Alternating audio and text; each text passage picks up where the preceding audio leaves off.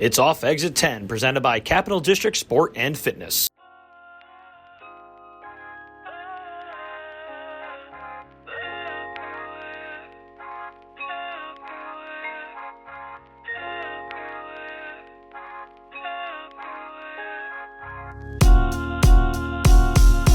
Here we go. We're in it. We're ready to rock and roll. See all the wires, all the production setup.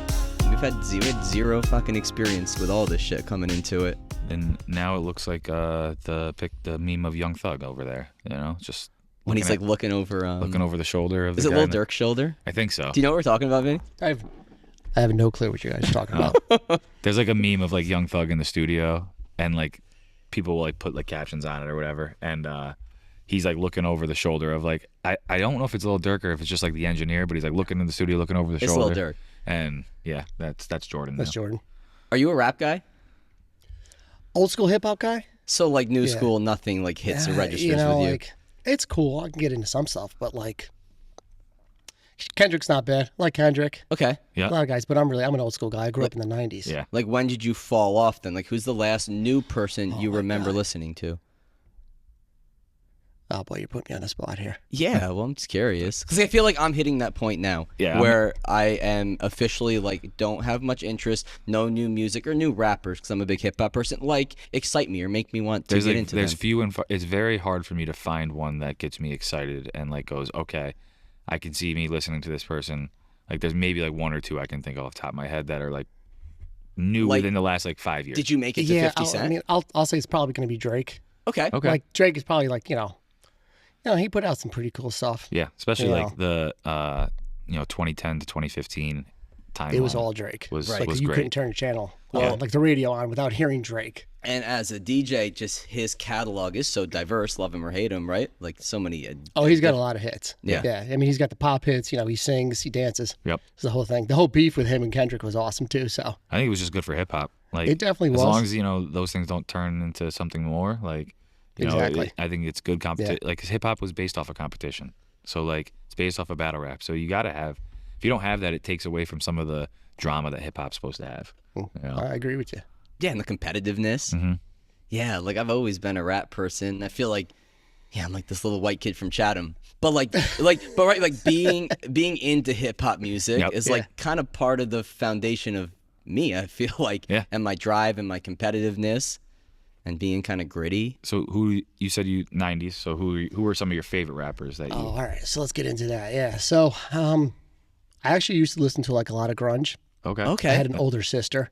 Me too. And she came in the room one day and was like, "What the fuck are you listening to?" Oh, can we swear? My bad. Yeah. Oh, we can swear. We match whatever you do. So cool. if you curse, then we're gonna fucking curse. All right. Cool energy. Love it. So my sister came in the room. She's like, "What are you listening to?" It's like she's 5 years older than me, so she kind of turned me on to like a lot of the hip hop. Okay. So Biggie, Jay-Z, Nas, Tribe, all those guys. So I was in the like a 90s kid. Yeah. So, so probably 1996 right around when I got my license is like when a lot of good albums came out. Mm-hmm. Like Biggie came out, Nas came out, Jay-Z. Nas didn't come out, but he came out earlier. But I'm saying like there was a lot of good music that came out in the mid 90s. So I just remember just listening to that, driving around in my car and hell yeah, bumping those tunes. Seeing those guys good too. They're like storytellers, like Nas. Yeah, thug poet. Yeah. That's why I'm such a J. Cole fan. Like the stories he tells through his music is like it's bar none compared to other guys, like newer artists. It's like that's my guy. Like, and like I grew up early 2000s, so it was like Lil Wayne, Jay-Z at the tail end of his like. No, early 2000s music is great. Like, there's a lot of great artists then. Actually, I mean, that's kind of like what we play now, like at weddings, like a lot of events. Is like everybody's like, "Oh, we want to hear like like old school hip hop," and I'm like, "What do you mean?" Like, let's define that a little bit because it's a little bit different than maybe what I'm thinking, what you're thinking. They're like, like in the 2005s, like Get Low, Lil Jon. I'm like, oh, okay. Yeah. Like 20 years ago. Yeah. Which in my head, I'm like, oh shit, that's 20 years ago. Shit, and we're getting to the age now too where it's like, holy shit, that was 20 years ago. You know what I mean? Man. So I still think, I still think I'm 20. So like I'm like, oh, okay, yeah, that's some old school hip hop. So yeah, but the 2000s is great. Yeah, like 50 Cent, all those guys in that era even came like out. the grunge and like the Green Day and Good Charlotte and like even the Blink 182. Yeah, the 2000 like the the late 90s, early 2000s is like a very good time of music. It was a great time of music. It really was. There was a lot of good music produced and put out then. Like all genres. All genres. Yep. Because we'll put on like in here a lot of times. I'd like to throw on summer hits of the 2000s because it's gonna play. We use Pandora. Yeah. And I'll throw that station on because it plays every genre and it plays all songs that are like hits. And then once in a while it plays like a sad song. I go, all right, well nobody wants to cry right now. Let's skip this one. But like it literally hits all of them. And like the other day we had it on, and Mike, myself, and Pierce, one of our other coaches, were sitting here like, dude, every song is just great. It doesn't matter what genre it is. And it was awesome. So even the dance era too.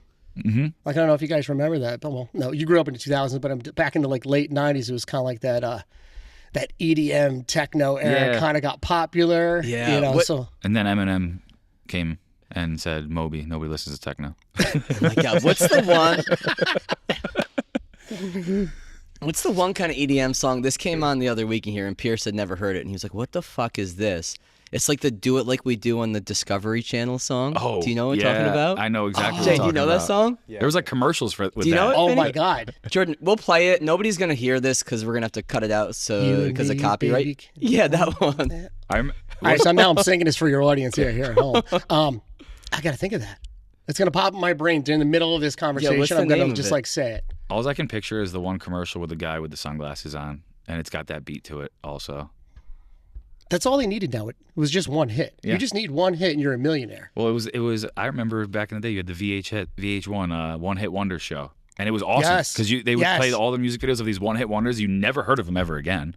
But like their one song was so good that they were set for life. Yeah, they used to play that infomercial in the middle of the night. So if you fell asleep on the couch and you like woke up in the middle of the night, and they were like, "You can buy this album of one hit wonders." You guys remember that? Yeah, like those infomercials. I mean, that's how I bought. That's how I bought myself. No, that's how I bought my first album. Was an infomercial. Jay, do you know what it was?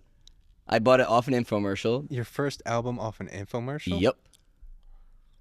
This is a one-hit wonder as well. It could be from what you're talking about. I don't think you're gonna get it. Nori. No, it was Baha Men, who let the dogs out. That is a one-hit wonder. It's a great song. Yeah, but people still know that song. You know what's crazy is as a kid you don't realize like what they're actually saying when they say "Who let the dogs out." No, tell me. You tell me too.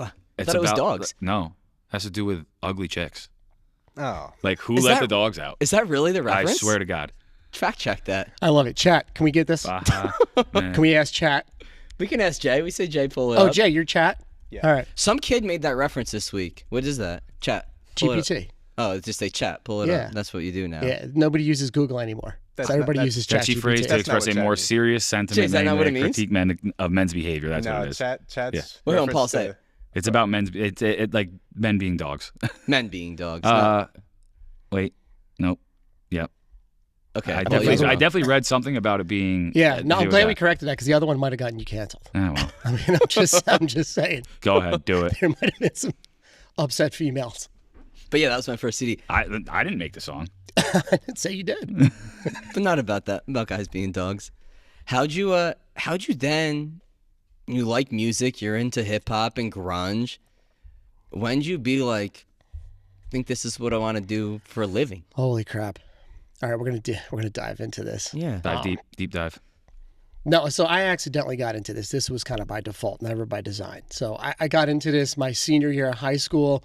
We were having a homecoming dance. I was on the student council, and they were like, "Hey, we want to put on a homecoming dance." And I was like, "Yeah." I was like, "I know a dude with 2 speakers and some music," and they were like, "Okay, do it." So it was a kid from my neighborhood. Called them up.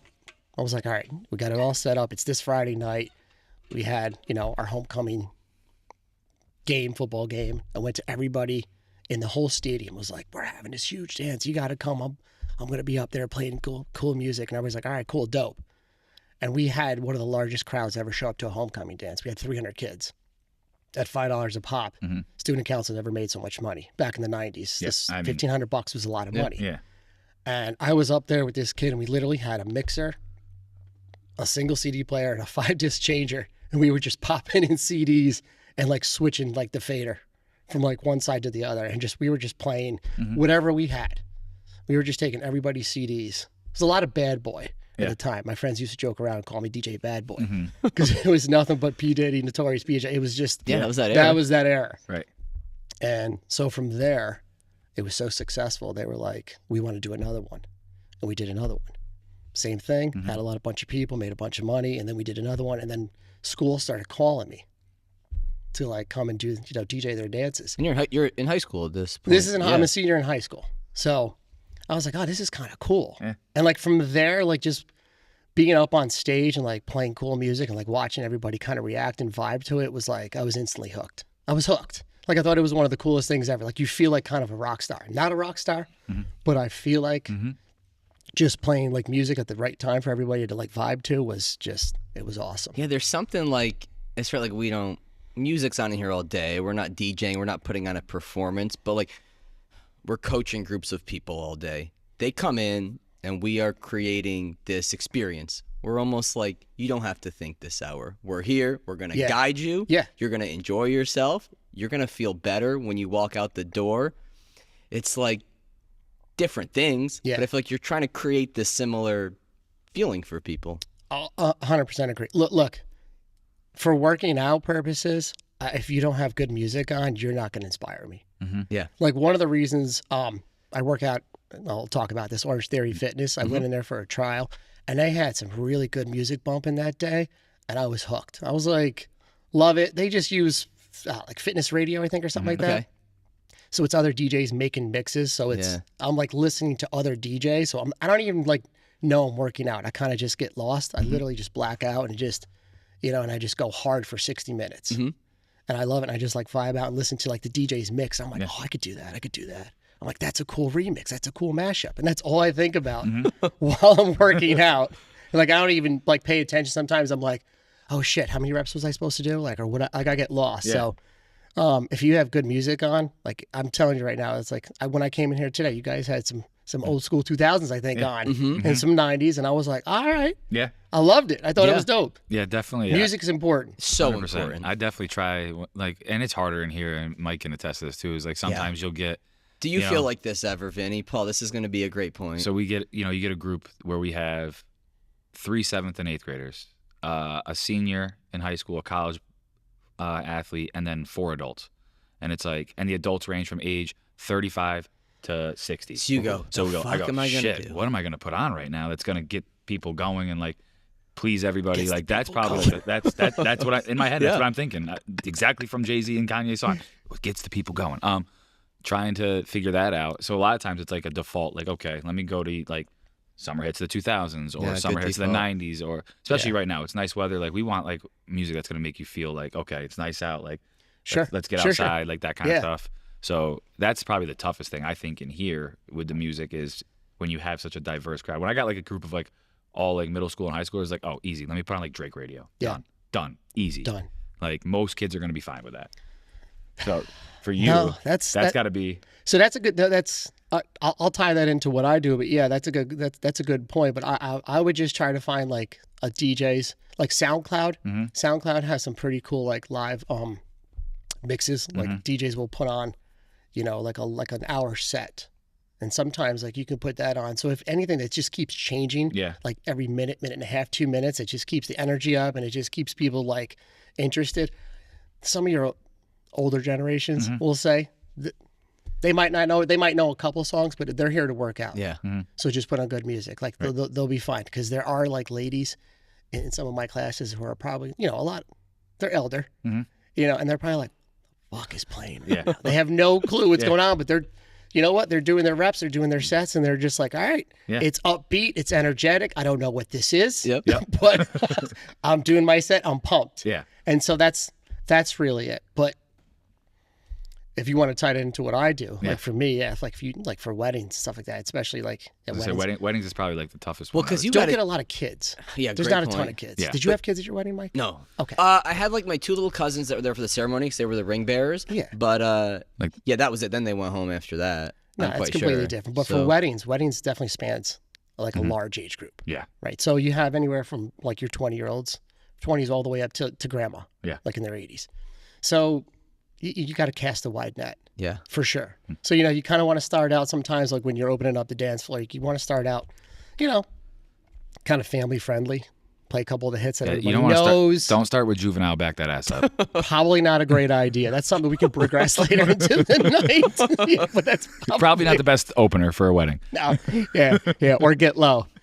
Yeah, it's definitely always interesting to see people's like eyes when I'm playing that later, and they're like, "You were just playing Frank Sinatra like 3 songs ago. Like, what is this? What just happened?"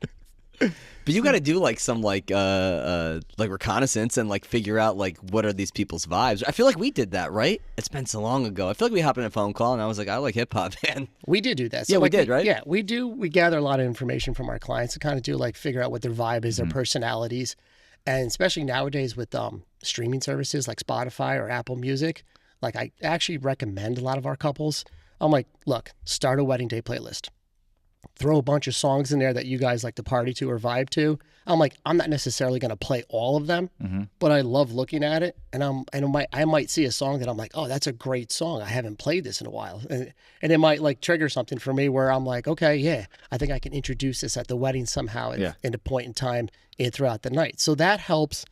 And as well as like, obviously like must plays, like give me your top plays. I'm like, ask your mom, ask some of your family members, ask, your bridal party, although your bridal party could be dicks. They might give you some bad recommendations sometimes. Yep. That's why I'm like, I stay away from that. Err on the side of caution.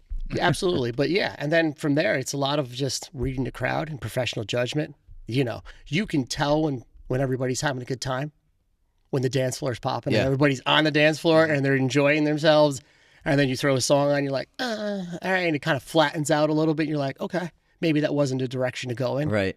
I have a very important wedding question. This has to do with my sister's wedding. Okay. When is it? She already had it. This was so this was her second marriage and everything. We did it at her in her backyard. It was great, and like she hired a DJ, but I don't think it was the original DJ they were supposed to have. And this DJ at some point, he was people like because we had cornhole out there, so not everybody was like on the dance floor. There's a lot of activities to be able to do. So at some point. I just wanted to know, is there any point where you would play God Bless America during the wedding or America the Beautiful or one of those? Absolutely. Like during the middle there is a point when you want everybody to be dancing. There is a point. Okay. But you kind of have to set it up. Yes, there was no setup. There was no setup. This is where mic work comes in, and I tell a lot of my guys like this is very important because you're playing a song that everybody's gonna turn their head and go, what the fuck are you playing right now? Exactly what happened. So, if it was a service member or anybody there that you want to pay honor or homage to, or and you say, look, we want to, this is Paul over here. He went and served for our country. We just want to honor him. We want to play this song right now. So if you just take a moment, salute this man for what for his service for our country, and people are like, oh, okay, this is great. See, that's awesome. And if you set it up right. And then you play the song, people get it. Otherwise, if you just play the song, people are not going to get it. That's what happened. Yeah. All right. So, I mean, and that's what I tell my guys. So a lot of my guys who come with me, before I let them off, go on their own, they train with me. And I'm like, all right, look, they want to hear Wipeout. And they're like, what? I'm like, it's a 50 song, And what they're going to do right now is somebody's going to lay down on the floor and they're all going to pretend like they're wiping out and they're going to pretend like they're surfing. That's a real thing? It's a family tradition, but you have to set it up so everybody in the whole room knows what you're doing. If you don't, you just play it, people are going to look at you, all right, like you have 10 heads and it's going to be bad. So you kind of have to set it up. There is a time and place. There is a time and place, especially if you're doing like a patriotic themed event and or 4th of July wedding. Right. All right, that would be appropriate. Not just in the middle of what's Trump's song that he comes out to? Is it Many Men by 50 Cent?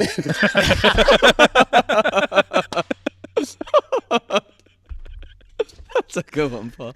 Sorry, bro. I'm sorry. That was amazing. All right, Jay, we got to make sure we. That was a perfect clip right there. Clip that. That was amazing. I was just trying to think. What does he come out to? Blank Rewald, I think, is like God Bless America. No, not God Bless America. I don't even know if it was God Bless America that was played, but it was one of those songs that didn't fit what was going on, and then all of a sudden it just was on, and everybody was kind of like, why? Yeah, there has to be a setup involved. Yeah, there was no setup. Okay. It was. Let me just throw this on right now. Like, oh. All right. I actually thought he was going to throw a song on. I was like listening. What's he gonna do? Like, all right, no, it's a good question. Did everybody have a good time though? Yes, everybody had a Okay. great time. Sorry, so much is mute like your computer, Mike. Oh, sorry. Yeah, so much is like setting up the environment, though, right? Like I feel like our wedding, like it got pre-set up. Like we rented a house a couple days before, and pretty much everybody that could get there got there a couple days before, and then we just drank for like 2 days leading up to it. Yeah. So by the time we hit the wedding, everybody knew each other, everybody was comfortable with each other, and it was like, oh, this is the party just continued, not like going from like 0 to like, okay, now it's got to start. Right. Yeah, that's how my one friend's wedding was. Everybody that was like in the party and everything like that, because it was at Jiminy Peak. So like we all stayed there for like 2 or 3 days, and 2 days before the wedding, did the rehearsal, did all that stuff, and then got to know each other, and it made the wedding great. My sister's wedding was awesome. It was like a lot of, like I said, a lot of like games and stuff going on. She wanted it simple and whatnot. Just that one song that was like, this doesn't. That's what stuck out to you. This doesn't add up. Yeah. It stuck out to all of us. Okay. My sister asked. She goes, "Yeah, I don't know why you played that."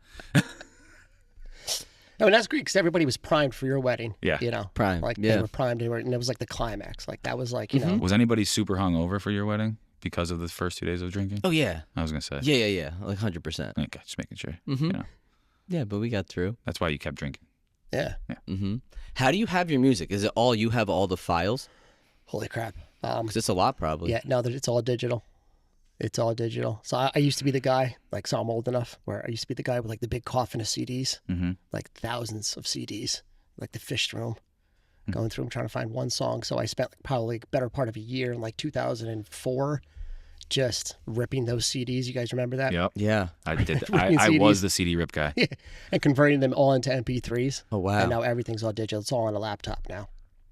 Jeez, dude. Yeah. That's a ton of storage, probably. It's not as much as you think. They've done a better job of compressing, but there is a lot of files. I probably have close to like 30 to 40,000 songs like on my hard drive. But if you think about a wedding, like we only really need a couple hundred. Right. You know, do I get like a random request, like some guy coming up to me, he's like, hey, can you play this one song and one artist? I'm like, I actually have it. Yeah. I'm like, I don't know if I'll play it, but like, so good question.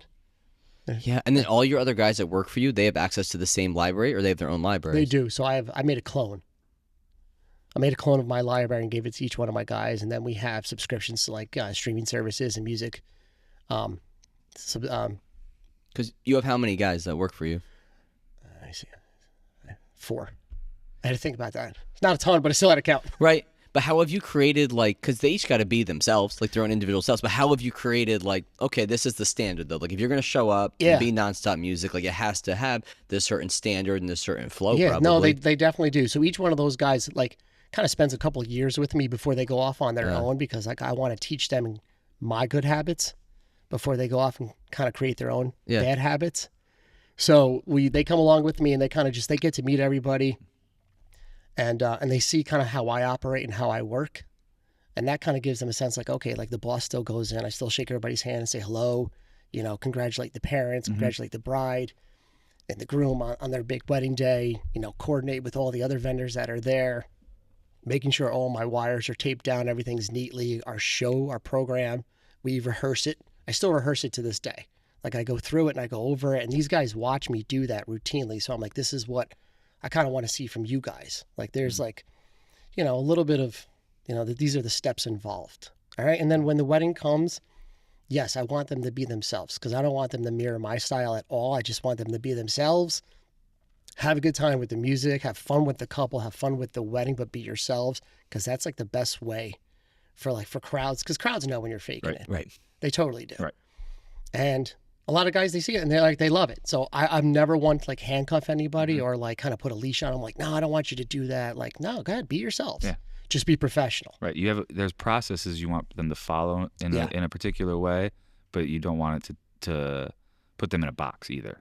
Right. Like, yes, make sure like, good point. Make sure this is set up this way. You're greeting everybody. You're doing this. It's the same thing in here with like us coaching. Like, I don't want Mike and me to be the same person.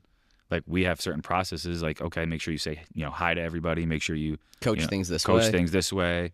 We talk about like the 3 points of contact. Like, you during an hour, you should be making 3 points of contact with every person in the gym. So at some point, you should be talking to them 3 times throughout that hour. All right. So I was going to ask what that meant. And that's just so that way your face is in front of them. They know who you are. They get to know you a little bit, and they feel comfortable coming up to you if they have a question now, without feeling like, oh, I don't even know who this person is, like that type of thing.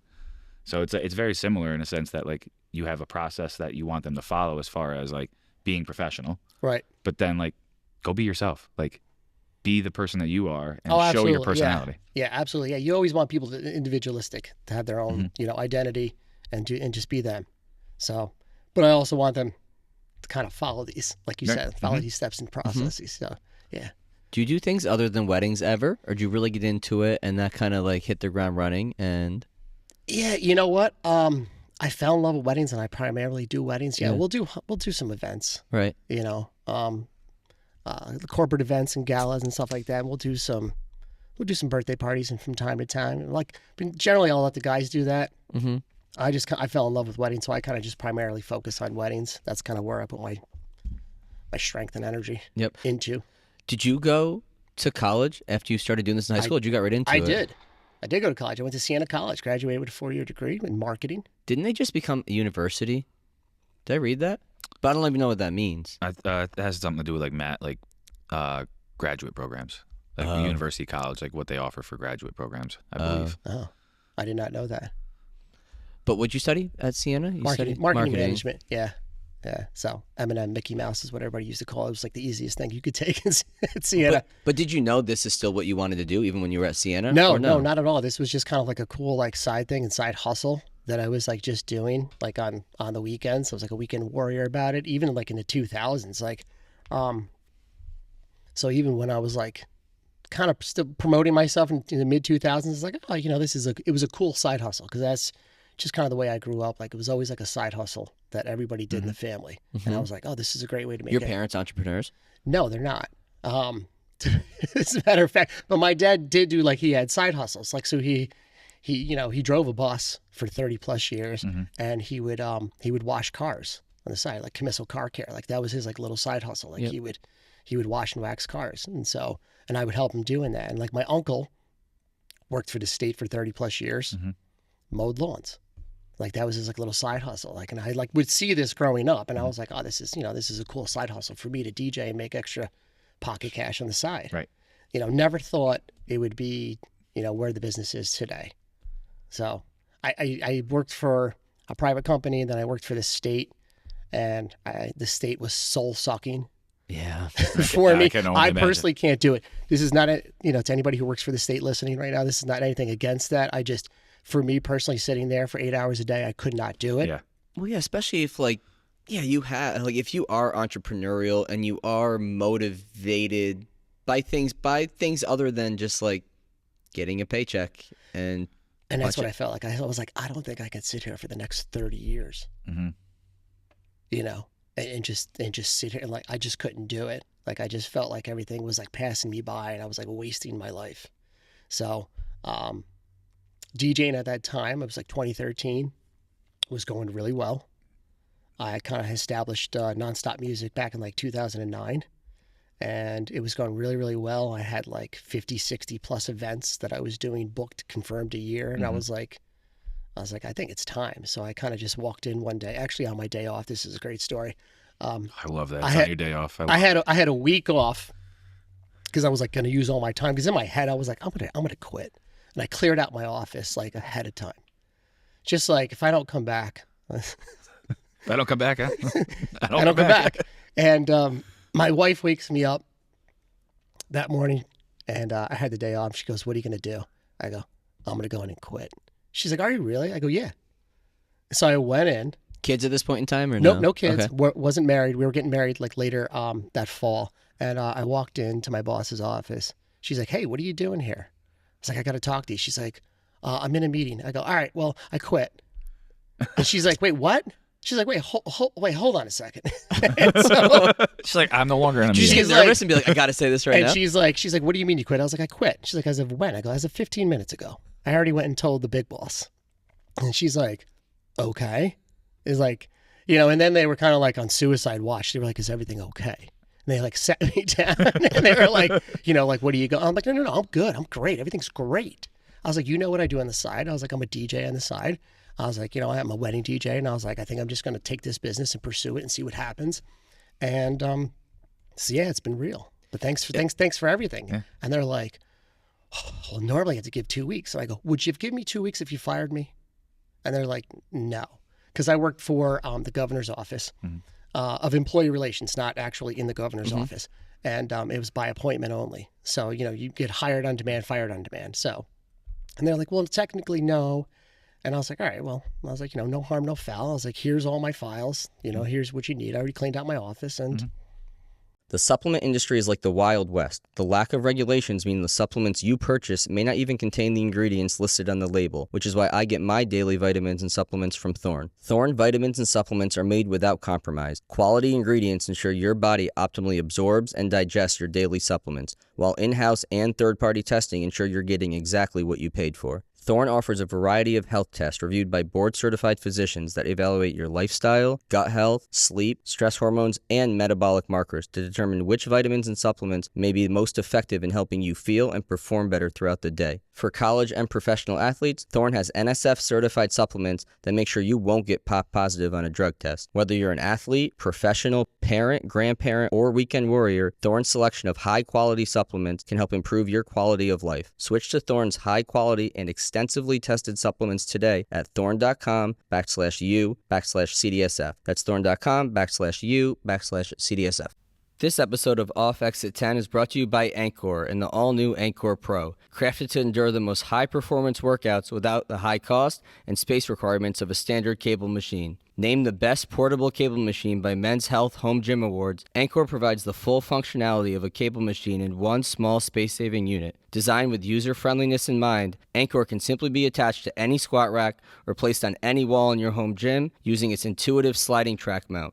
With up to 65 pounds of resistance, Anchor is built for high speed and controlled exercises alike, from cable presses and rows to chops and lifts. The Anchor has been a game changer for us here at CDSF, and now you can enjoy the same professional quality cable machine in your own home gym by heading over to anchortraining.com and using code CDSF10 for 10% off your order today. Get all the benefits of a cable machine without the high cost and installation fees. Enjoy the portable luxury and space-saving performance of Anchor today by going to anchortraining.com and using code CDSF10 at checkout. That's anchortraining.com, promo code CDSF10 for 10% off your order today.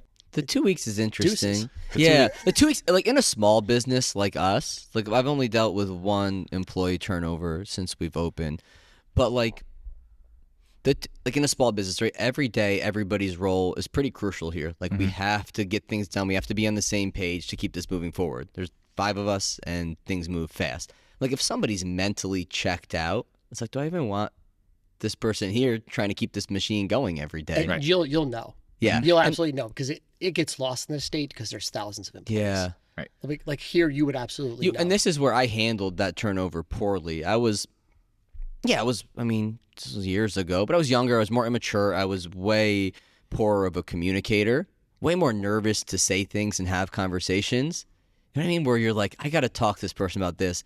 And it would ruminate, and I would be nervous to have the conversation. And I let this spill on for a while and finally came to a head. And, like it should have been handled in a more conversational, more just understanding where each person was type of manner. But I was, way too immature and to get to that point. But, yeah, you know when somebody is, like, checked out, especially when everything's so intimate. Yeah. No, this was an employee? Yeah, years ago, though. Was there a blow up? No, it was just... should have been communicated. Hey, sure. Are you not happy? What's going on? How can I help you? Right. What could be here to make your life better? What'd you say? Are you cool to this day? Haven't talked. Okay. Yeah. I should, but haven't. That's one of my flaws, right? Like, I don't know. I come from a family that doesn't talk about much, that keeps a lot of things inside. A lot, old school Italians, and it's just like, we keep things, and then you dead people. No, you know what I mean? Old school's fuck him, right? With the hand gesture. I mean, it's generally right. It's generally like how I grew up, like and you're okay, all right. I guess I'm done with him. And I think my younger self too had much more of an ego. Right? I think we're always going to have egos, but it had much more of an ego. We were talking about this off air beforehand, like the egos in both fitness and in the DJ. Your industry? Yeah. Well, yeah, probably a lot of young males, right? So you're going to deal with egos. I'll say this. It's a good thing to have an ego. You have to have a little bit of an ego, okay? Yes. But like you also have to check yourself at the same time. And, you know, at getting older now, I'm kind of like a little bit more patient than I was maybe, you know, in my 30s, definitely in my 20s. I was an asshole. So I think as you grow up and you get older, you definitely mellow out a little bit. Yeah. Now, we were talking about this for sure. Like, just especially like in your industry, for example, like there's a lot of people, you know, who claim to be a fitness instructor, and I had no idea. Paul was telling me this. That what? Like the wild, wild west of how like you can go online and pay $100 and get like a certification and be a personal trainer. Yeah, it's an interesting field because like we are, to me, part of people's health care, right? Yeah. Movement and exercise is extremely part of the preventative healthcare. Disease prevention or helping somebody manage a disease, get healthier, feel better, not get hurt. So many things to improve somebody's quality of life. And yeah, whether it's because of just the educational standards are less or the standards in total are less. Yeah, I mean, if you're an athletic trainer, physical therapist, anybody else in the healthcare field, you have a license and a board, and you have to pass tests, and you have standards, and you have continuing ed you have to meet every year. And the fitness industry has none of that. So it leaves it wide open. Like anything else, you have this spectrum of like really good people, really shitty people, everywhere in the middle. But when you don't have that standard, it's wide. And your industry probably the same, right? It's shocking. Well, yeah, especially for DJing, because like there's no like, you know, online course. I mean, there's guys who've been established for 30 years who've like tried to create like, you know, like a masterclass type thing. Exactly. Like a course. Or a course, you know. And I feel like it's just like a marketing gimmick. Like just give me a bunch of money. I'm going to tell you a bunch of nonsense, but maybe not. I don't know. I've never really looked into it. So I kind of did a lot of this by trial and error. Like you've bombed. Oh, yeah. Yeah, I've bombed. Oh, yeah. Oh, yeah. Yeah. I mean, in my earlier days, no. I mean, you have to try pretty hard nowadays, I think, to suck as a DJ. Like, you have to play, like, a patriotic song at the wrong time. And like with no build up. With no build up. And Nothing. Just play it and just have people look at you like, what are you doing? Oh, but no, like, there is. Or open with Back That Ass Up for a wedding for 50-year-olds. Like people generally like if they're coming to a wedding, like they're generally there to have a good time. Yeah. Like no, they're all there to celebrate, like for a reason. Like just play some decent music and just be a little energetic on the microphone, vibe with them. Like, you know, you'll have a good time. You know, and I always say to tell people like, you know, there's a difference between having a good time and a great time, and that's where I'm going to take it. Right. It's like that next level of greatness, like where like people are going to be talking about this for 5, 10, maybe 15 years later. Right. Hopefully, Mike. Mike's family's been still talking about the wedding. We had a great time. Yeah. See? Yeah. No, I thought it was A fucking plus. I mean, I don't think you'd be here if you didn't. This is true. This is true. I mean, because I guess if you suck, like people aren't rebooking you for gigs, so like that's gonna phase somebody. No, yeah, the word will get out, the reviews will come out. You know, like sometimes you have to swallow a little bit too. Like I always tell my guys, like you're gonna have to swallow a little bit of shit. Like it's unfortunate. Like you have drunk people, you're gonna have angry moms. Or dads, all right, and they're just going to be pissed off. Like maybe you didn't play their song, you forgot to play their song, like you're just going to have to eat it and just smile and go, yep, I know, I'm sorry. I'll try to get that on or, try to figure something out. Like just don't be rude, okay? It's so, drunk people, dealing with drunk people at a wedding is something that's very interesting. You guys don't have to deal with that at all. No, it's interesting. Your workplace, you are guaranteed going to be dealing with intoxicated people. Yeah, and they don't remember it at all. And I totally get it too. And I'm like, oh man, I wish I could be at the level you're at right now too. I'm like, and they're like, you got to play this one song. Everybody's going to dance to it. And I'm like, no, they're not. In my head. Like, they're definitely not going to play. They're definitely not going to play it. No, it's not going to happen. Yeah. I've been threatened a couple of times, too. Like, like if you don't play this fucking country song right now, I'm going to punch you in the face. And I'm like, please don't. I'm like, that's going to hurt. Like, I'm like, I'm just looking at this dude and he's massive. And I'm like, oh, this is going to suck if he does this. His eyes were probably closed. His eyes were definitely closed, and his lady friend was definitely like trying to pull him away from me. And and the worst thing you can do in a situation. Was she pulling him away or holding him up? Probably a little bit of both. Okay. Yeah. I don't remember. I just remember like, oh shit. Yeah, I don't want this. Yeah. And the worst thing to do in that situation is to escalate. Like the worst thing to do. You know, like, do not try to be a tough guy in that situation. You're just like, all right, you know, please don't, like, diffuse. Whatever you can do, just diffuse. Because, like, at the end of the night, you're packing your gerb, you're going home. You'll probably never see them again. Yeah. And that's the end of it. So I've never been in a physical fight. Have you? yeah, I'm not proud of it, but sure. Have you, Paul? Yeah, not proud of it, but you know. Jordy, have you? No. Okay. Yeah. Okay. Yeah. Thanks, Jay. Yeah. No, not something you want to get into. No, definitely not. No, I think I've made it this far. I'm probably in the clear. No. I also, you know, my friends at Cortland were a bunch of degenerates, so we all were. I had a good Myself time out in Cortland. Myself included. You a Cortland guy? you- No, you're a Siena guy. No, I was a Siena guy, like- but I went out there for a week and then we tore shit up. Did you go out there for Cortica? Like the Cortland Ithaca game? Do you remember? No, it definitely wasn't that. Okay, because you might not have survived that. No, we went out there. No, my buddy like had like an ex-girlfriend or a friend from like back home, so we went out there for the weekend. Like it was me and all my buddies. We went out there. Is a Wild Horse? Was that a bar? Dark Horse. Yeah, same thing. That's what I said. Frank was probably still there too. And we went there and we just, I mean, it was just a blackout weekend from Friday night till Sunday. It was disgusting. Yeah. Like I look back on my 20s and I was like, what did I do to my? I punished my body, like drinking. It was you were conditioning yourself. Yeah, I don't know. For what? For a marathon I'll never run in, but Yeah, exactly. you know, like, and so I look at it now, like as I get older, like it definitely like, yeah, you know, it's only for social events only now for drinking, Yeah. especially like in your field, like you probably tell a lot of your clients, like, look, you know, drinking's probably, you know, it's okay to do, but it's something you probably want to stay away from if you're trying to see gains. Yeah, I mean, from a health standpoint, I mean, no benefit other than like maybe you're going to be a little bit more social, and now you can have some, you know, more fun socially. Yeah. But like from a health standpoint, I mean, no benefits whatsoever. This isn't water in here, folks at home. It's straight up vodka. But yeah, I mean, I drink away. I mean, ever since we had our daughter a couple years ago, like just from I can't be buzzed at home at night knowing she's going to wake up, or just like from an energy standpoint, do I have it to drink or want to even feel remotely bad the next morning? That's the issues right now. As the older you get, it's how bad are you going to feel the next day? Yeah. So how old's your daughter? She was 2 in February. So So you're in that phase. Yeah. yeah, toddler phase, running around. I mean, it's great. Yeah. She was here today. She was here this morning running around. That's awesome. I showed up and Congrats, she was man. here. Yeah. You got how many? I have 2. So I have a 9-year-old and a 7-year-old back at home, and they are a lot of energy. I was just gonna say that's They are full go. And anytime like we do something, we go out and like waste a ton of energy. Like they're running around being active, and somebody's like, "Oh, they're gonna sleep good tonight." No, they're not. no. You don't know. Shut the fuck up. Have you met them? No, they're not. I turn around and they're right there, They'll no stay matter up till what. 12. They'll go home and go, "All right, what are we doing, Dad?" They'll party with me all night. They really will. They're feral. I love them. I absolutely love them. They are the absolute best thing that ever happened to me, bar none. But they're crazy. They're crazy. Are they always? I married. Hold on a second. I'd married somebody who is the opposite, complete opposite of me. What do you mean? She is very calm, very reserved.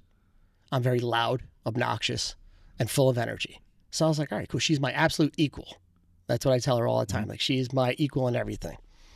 And we had 2 kids. And I was like, they've got to take a little bit of her personality. They just have to. No. They did. They are literally like a carbon copy of me. You're like, wow. And I'm like, how is this possible? Like, what do my parents have to deal with? I don't know. Yeah, then you It start was thinking about that. bad. My mother took me to a priest. Italian, like Italian parents. Yeah. Okay, my mother took me to a priest. She thought I was possessed. Ma, I love you. She did. She thought I was fucking possessed. I just had a lot of energy. You just had a lot of energy. Are your kids, because they're 7 and 9, when you're doing stuff around the house and you turn around, they're always right there. Like, they're like your shadow. In some cases, yeah. Like, you just turn around and go, dude, how long have you been standing there? I'm like, what's up? Like, what, do you guys need something? They're like, we're bored. I'm like, all right. Can't wait to see what you guys come up with. They're like, we want to do something. I'm like, all right, go do something. There's a lot of things in this house to Like, do. you're good. Like, you have tons of toys. Can you go play with something? Like, I don't want to play with those. No. Yeah, and we limit screen time. So they're like, we want to watch TV. I'm like, it's sunny out. Like, go outside. Be a kid. Like, the dog wants to play with you. Now. I'm like, okay. I'm like, all right, it's all good. So, like, I take them to a lot of things. We have a lot of fun. We have good times. Like, when they get older, Mike, you're going to love, like, taking them to do things like Dave & Buster's, Urban Air, Billy B's, or any of that fun stuff, or just playing games with them in the backyard is like when they get into like youth sports and stuff like that. Like you're gonna love all that. That stuff's a lot of fun. However, a lot of attitude comes with that too. So you'll have fun with that too. Because my daughter, I'm glad I'm bald like you, bro. Because I tell you right now, I would lose all my hair. Like she is tough. She calls me out on a lot of shit. She's like, no, she's like, you said this. And I was like, did I say that? I'm like, I don't remember saying that. I'm like, maybe I did say that. She's like, yeah, you definitely said that, Dad. And I'm like, all right, I must have said it. I'm like, it must be true. And I'm like, damn. So, yeah, girls are tough. My boy, like, he's cool. Love him. I feel like I always wanted a girl. I mean, I was going to take whatever. We had a hard time having a kid. So we got to the point where it's like, man, anything's like a blessing and I take it. But, yeah, I feel like I'm a good. I feel like I'd be a better girl dad. Being a girl dad is awesome. Yeah, I will say that. Like, I love my baby girl, and there is a difference too. Yeah. Like, if you have a boy, like you will absolutely know the difference. Because, like, I always tell people this because I see a comedian say it, so I'm not going to rip anybody off here. Like, when I had my son, like when I held him, I was like, oh man, I would die for my son. It's like I love this kid. And then 2 years later, we had my daughter, and I held my daughter. I'm like, oh man. I would kill for this girl. Yeah. And there's a difference, people. Yeah. If you don't know, like, who is right, that? I feel like I've seen that. There's a comedian. I forgot who said it, but like, we can ask chat. And but like, I absolutely like get that joke now because I'm like, I would kill for her.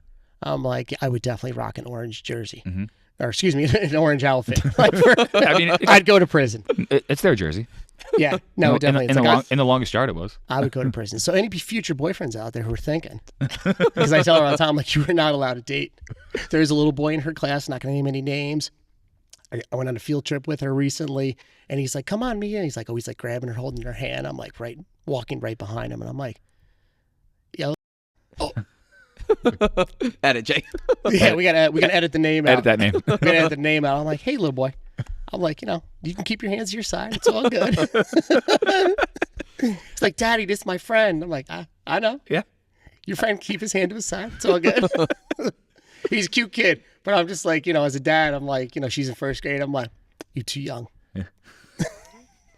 Well, it's funny because I feel like I've heard either another comedian or the same one. I can't, because I don't know, we can't think of who it is, talk about like the difference between being a girl dad and a boy dad. And like, yeah, boy dad, I'll throw him around all over the place, like wrestle with him. Girl dad, I'm gonna go hang out. We're gonna go do what it's just like the way you go about doing certain things. It's like different, and you don't realize it, but sometimes it is.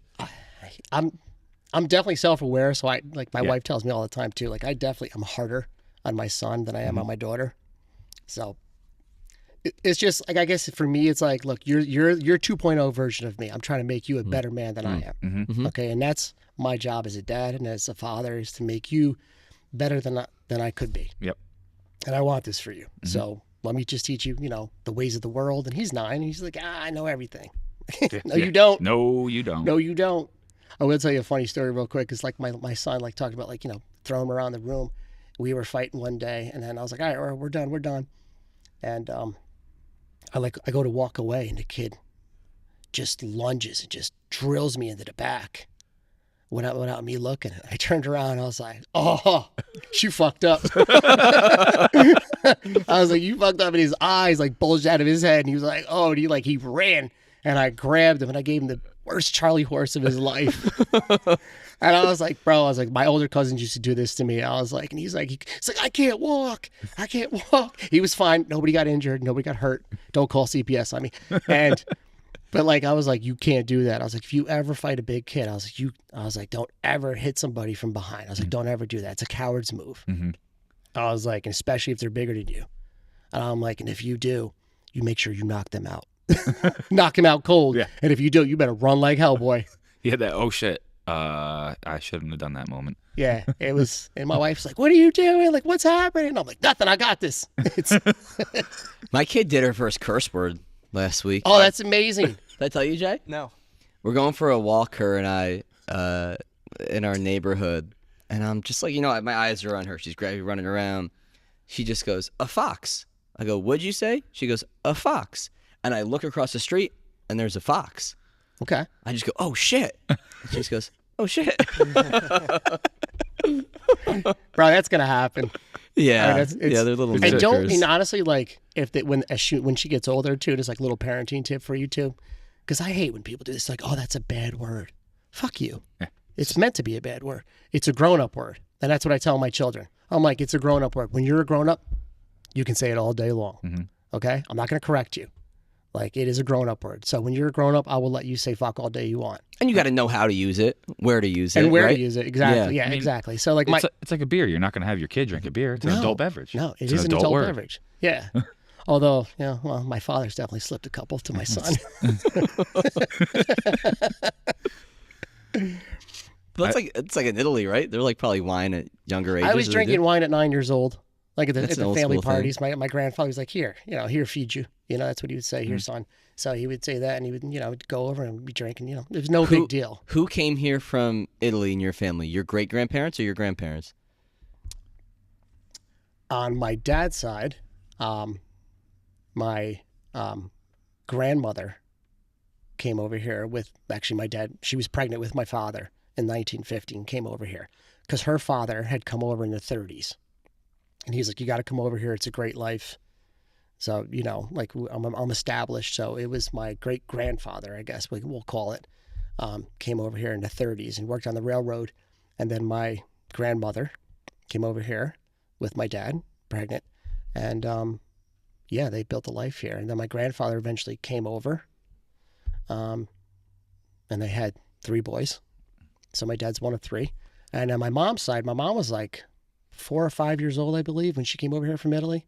So they just decided to pack up the family and kind of come over here and create like a better life for themselves, which is awesome because that's, it's that American immigrant story. And they did, and they came over here and they worked really, really hard.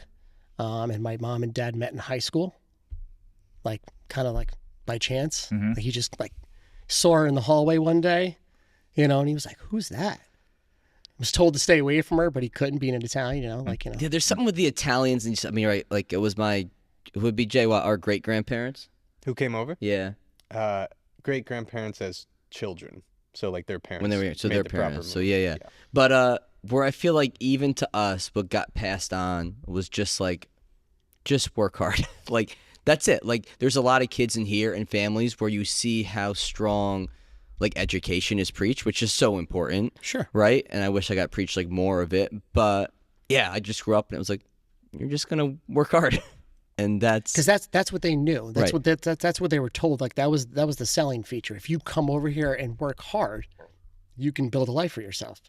And that's what they did. And that's what they all did. And they and they were successful at it, which was great, and God bless them for paving the road for us, like to come over here and like be established and and my parents never wanted me to like learn Italian because they wanted me to struggle like they struggled. So I don't really know Italian like I should. They just basically, they talked English at home and that was it because they didn't want me to struggle like they did. So we just practiced English at home. We talked English and they worked really, really hard to send us to private schools because that's what they believed in, good Catholic private schools. And that's what we did. And I honestly believe what you said, like work hard, put your head down, do the right thing, and like you'll make something of yourself here in this country. And that's what we did, and that's what I'm doing. Yeah, and I feel like that to this day has carried me to here.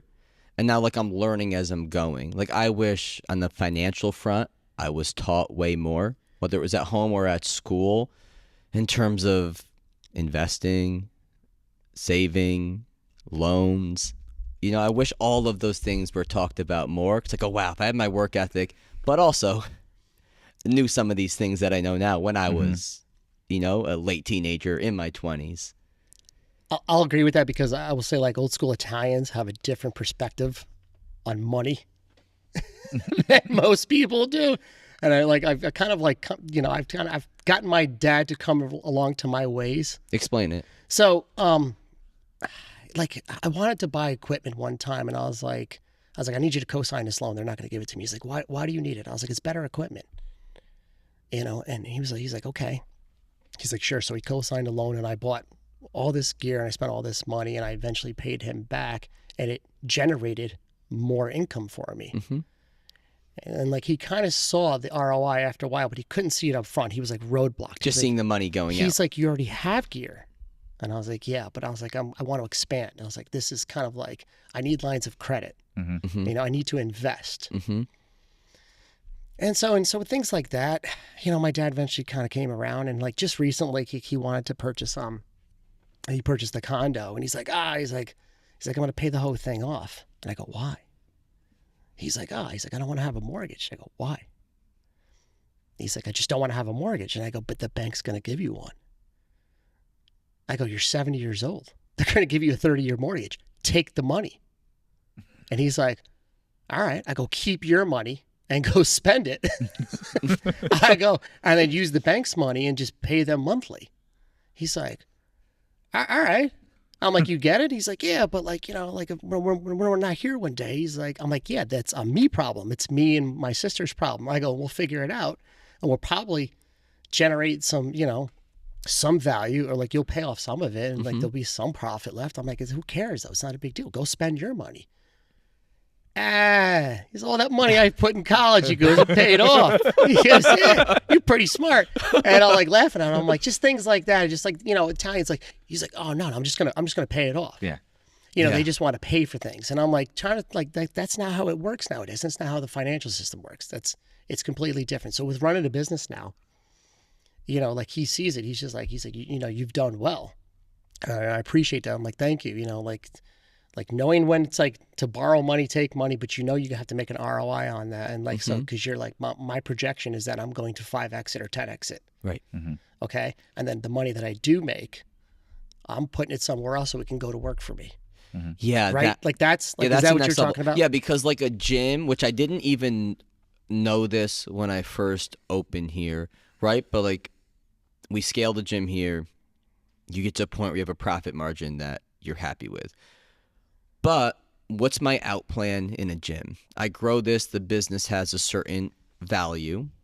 I build a clientele, reoccurring revenue, brand awareness, equipment, and now I have this value. I can sell the business for whatever it is, X, whatever it is. I get my money.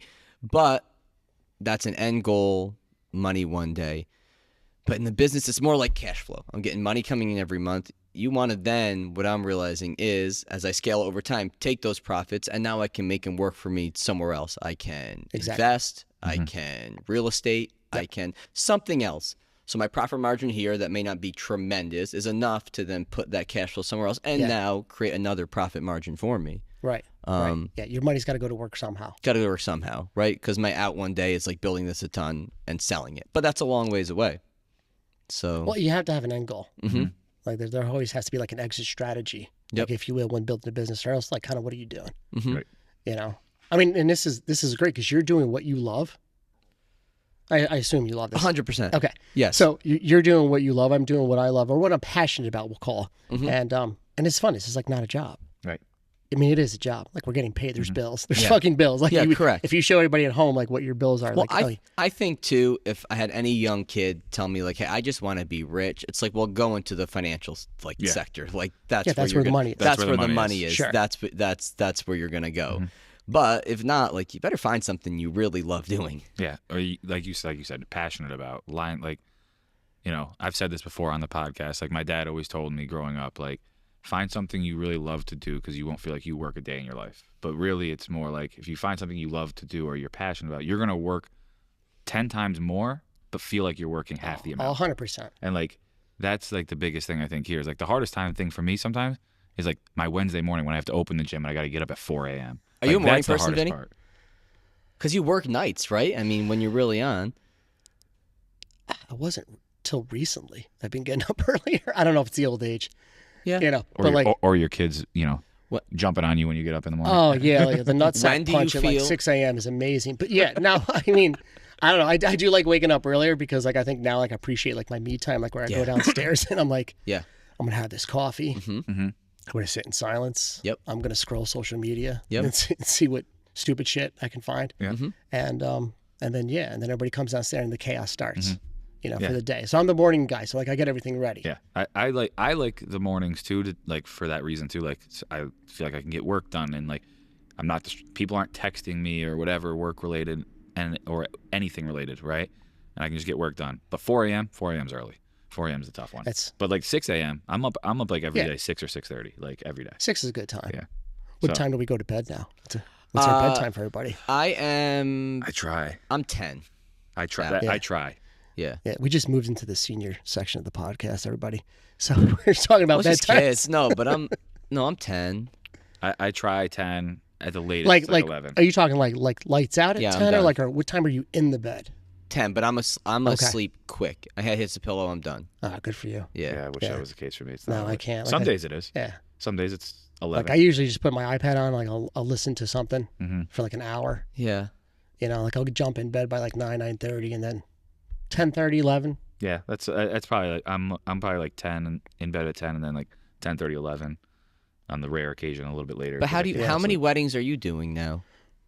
I think I have anywhere between 35 and 40 events So myself booked. so you're still doing a lot. Yeah, oh yeah, no, yeah, absolutely. I still work. I still hustle. I get out there and grind with the guys and I show them that, you know.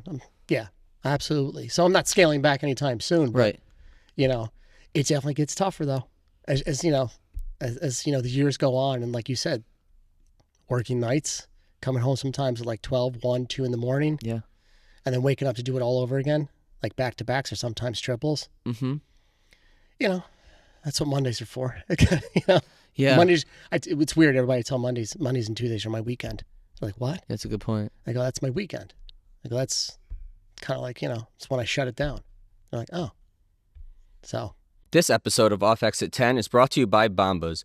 Bombas makes my favorite pair of socks, hands down, alongside the most comfortable and durable underwear, t-shirts, and other everyday clothing staples. Their wide variety of sock lengths, colors, and patterns have you covered, whether you're working out, going out, or lounging at home. I love their merino wool blend athletic ankle sock for long days of coaching at CDSF and getting in workouts myself.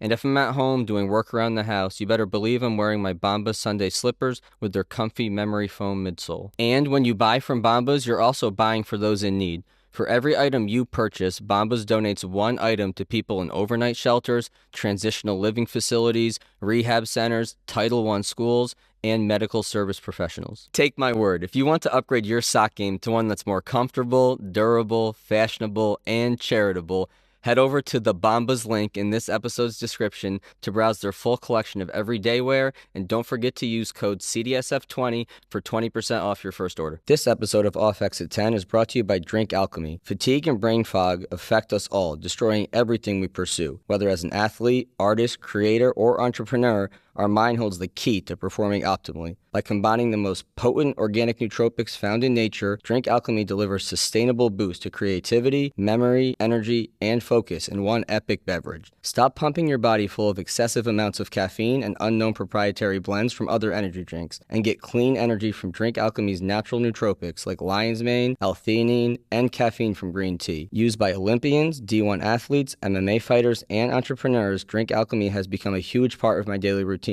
making sure I'm functioning optimally during long days of coaching athletes, running CDSF, and getting in quality workouts myself. So do yourself a favor and ditch the energy drinks loaded with caffeine, other stimulants, and who knows what else, and head over to drinkalchemy.com today. Live with your mind unbound and save 10% off your order by using code CDSF at checkout. That's drinkalchemy.com, promo code CDSF for 10% off your order today. Yeah, I don't know. You know, honestly, though, when you're out there and you're DJing, you're partying with everybody, you don't even look at the clock. You don't even care. Mm-hmm. It's when you pack up and you're driving home. And it hits you. And you're like, oh, damn, it's late. Well, yeah. And you're driving home, and I'm like, you got one eye opened, and you're like, it's late. And, you know, because you put everything you have into that event. And your endorphins, your dopamine, the lighting, everything. And all of a sudden, it's just like a hard crash. Crash. Yeah, it's a hard crash. Like sometimes I literally, I'll just, if I have an event like up in Saratoga or even like Lake George area, I'll drive the whole way home in silence. Like just no radio on, just straight silence, just because like I can't, like I just need that like minute to kind of just chill. I was going to ask too, because like I feel like in here, because we have to be on all the time with our clients, like you can't, you know, your energy's always got to be up and everything. Like I'll leave here some days and my social battery is literally at a 0. Like how does that, one, you must be the same, having right? 2 kids, your whole job is a social aspect, and your 2 kids are energetic, and you have your wife too that you got to make sure that you're spending time with her, like your social battery. Yeah, you know, this is like a new concept. Like I never heard of this term until a couple of years ago, and I like never knew how to define what you're talking about until like I heard about that, and it's an absolute true thing. Like it literally gets to zero. And I'm like there's just some days where I'm just like I don't have it in me. And it's weird because sometimes people always see me on and they're like, and I'm having an off day, and I'm just like, yeah, all right. Like I just it's it. I'm just in my head right now. I'm like, all right, I don't want to chit chat with you. Yeah. And to put it on, like it takes a lot of energy. It takes more energy, I feel like. Yeah. To like put on, you're like, oh, this is tough right now. So yeah, I feel like you just you kind of just get through. Do you feel like my kids? Yeah, that's a good point. Yeah. Go ahead, Mike. Do you feel like you gotta you're driving to a wedding and you're like, okay, I gotta build myself up and here we go, or like that's you and it's just. Yeah, I mean, alcohol helps. I'm not gonna lie. So, all right, I do have at least one drink. I try to have at least one drink for those days where I'm like, I gotta shake this off. Like something's going on right now. I got a little funk in me. 90% of the time, I'm good with just water. But like, there are days where I walk in there, I'm like, the kids had sports in the morning. I was the coach. I went there. I coached a bunch of 7-year-olds for that day for soccer, and now I'm going to an event and I'm struggling. And I'm like, okay. Let me get a drink in me. Let me shake this off. What's your go-to? Gin and tonic. That's my poison for weddings. I'll never drink that at home. Only but that's at a just wedding. what I know. That's what I know, like what my body can handle. And usually one, if at max two, like 2 and through. It's kind of what I'll say. Because again, like you have to be professional. Like there are guys out there who will drink and get sloshed, and it's not a cool look. Yep. So, but most of the time, I feel like I'm going to say this in a way where it might sound weird, and when I watch this later, hopefully it's not as weird. But I kind of pretend I'm like Superman, and I go into the phone booth and I put on my cape. Yes. And I come out and I got my cape on. I'm like, okay, here's what we're doing, and I just get locked. I get super hyper focused, and I look at my planning form, and I look at my sheet, and I rehearse and I go through it, and I just do it. I just kind of go on autopilot. And then, when the night's over, it's kind of like when that crash happens. It's like, wow, done. Like, meow. Yeah. Done. No, I don't think that's weird at all. I think that's an important skill. I mean, whether you want to phrase it like Superman or just like being present, right, and being focused in the moment. Yeah, because that's what Paul said. It's a great point. Like when people come in here, like they're coming in here to work out with you. Yes, they with paid us. money. Yes. To work out with you, and you're Yes. just like, you might be having an off day. You're like, all right, yeah, go do a couple reps of this. Like, all right, go hit the bike. Yep. And like and to obviously like tie it into like what you do with work, like music plays a big factor for me. Like I can't have a gin and tonic on my way into work, coming to coach kids at the gym. Yeah. But like if I'm like driving to work and I can just feel that like my energy for that day, I'm like, oh shit. I'm like, all right, I need to put some music on that's gonna get my juices flowing. Yeah. And that way, by the time I get here, because I live in East Greenbush, so it's like a 25-minute drive. So that gives me time to like mentally prepare myself in getting into work. And then I'm like, all right, put on like music that I know is going to get me in a good mood, get my juices flowing, make me energetic. Yeah. And then I walk in the door and like, I'm like, all right, let's go, baby. Or even like yesterday. Sorry, Jordan, I clapped. We had, I forget what, we had a station on and we had like some adults in here and I think it might've been like Queen radio. And like, it was playing a lot of really good songs. But then at some point it started playing like slower and like, I'm sitting there, I'm literally like yawning. You're crying. I'm like yawning. Pierce looks at me, he's like, dude. I'm like, yeah, I got to change it. Summer Hits the 2000s, put it on. First 2 songs came on, and all 3 of us, I think, were like, yeah, This is the switch. I love it. DMX was the first thing that came on, and I was like, all Let's right, go. we're ready. I could play D at any wedding that gets the crowd hyped. Oh, yeah, he's R.I.P. DMX. yeah. R.I.P. Passed away on Mike's birthday, actually. Oh, damn. Yeah, he did. Sad news. I remember that day. It was like 3 years ago, right? Something like that. Nah, he's awesome. He's hyped. Like that was actually probably like It's Dark and Hell is Hot. I think it was like his first album that came out like that. That fucking album, like I would put that on when I was 16 years old going to the gym. Yeah. And I'd be like you just hear I that. love that album. You hear that growl. Do the time growl. span he put out his first 4 albums. Well, his first 2 albums were his first 2 albums were the same year, and it's the reason that Jay-Z boycotted the Grammys the first time because he wasn't nominated, and he released 2 #1 albums in the same year. And Jay-Z won the Grammy, wasn't there for it because he said this guy put 2 albums out and should have won and wasn't even nominated. Damn. Like I remember, like Jay-Z was talking about it on I think The Shop or something like When'd that. you grow up? 90s. Like late 90s? You're super knowledgeable. I was born in 1990. like you got a lot of like little tidbits from Born me. Like in I'm loving it. Like 1990. I'm learning a bunch of shit right now. Yeah, born in 1990. Like I just love hip hop, love music. Oh, I love like, it. No, I'm learning a lot of shit. Like right I now. love like 50 Cent, Jay-Z, like those guys, Lil Wayne. Like if there's information out there about them, I like to learn about them and know, like, especially like 50 Cent's one of my favorite guys. He's also the biggest troll ever, and I love it. The biggest troll. Whoever I said this earlier, whoever taught him how to use AI, you should be locked up because he's going to do diabolical things on the internet with that. The best troll I think he ever did was like buy out those like the concert tickets. Ja John Rose concert tickets. Amazing. That was amazing. He was like, "No, I just saw them. They were cheap." He bought out like most of them, right? He bought out like the first 10 rows. Or the something. first 10 Yeah. rows. Something crazy. Like it was wild, and like nobody was there. Like that's amazing. Like that's genius. Yeah. Like how am I gonna fuck with this guy? It's like, I really don't like this guy. Like that's like you really don't like somebody. You genuinely there's a deep hatred between those two. Yeah, because fighting or beefing is like one thing, but doing shit like that, like that's Yeah. But see, he doesn't That's make next much level. music anymore. He's just No, because TV. he's a TV mogul now. Like he executive produces. bro, Like he doesn't have to. he- He But sold, yeah, he sold he's got- vitamin water for like $400 million. Yeah, good he's point. got like 50 shows that he does. He ain't got to go back in the album at all. But at what point should people stop? This is like the Andre 3000 thing, where she's like, I don't think I can, like, people can relate. I can relate. I don't think it's worth it to put out rap. Like we were talking about Lil Wayne's last album. Like, Jay, not great. No, bad. Bad. Mm-hmm. But it's just like, is this like tarnishing somebody's legacy by just, dropping these albums in the later years that are like, I not think good. I think Jay-Z probably has done it probably the best. Like he did a couple albums that were still pretty good, and then he's like, all right, like I'll hop on a couple tracks here and there. Like Yeah, retired, came back wearing the jersey, wearing the Yep. 4-5 in the back. Yep. Yeah. And even then though, like he, now I feel like he's actually retired. Like you haven't had an album probably since 444 for Yeah, it him. was just 2016.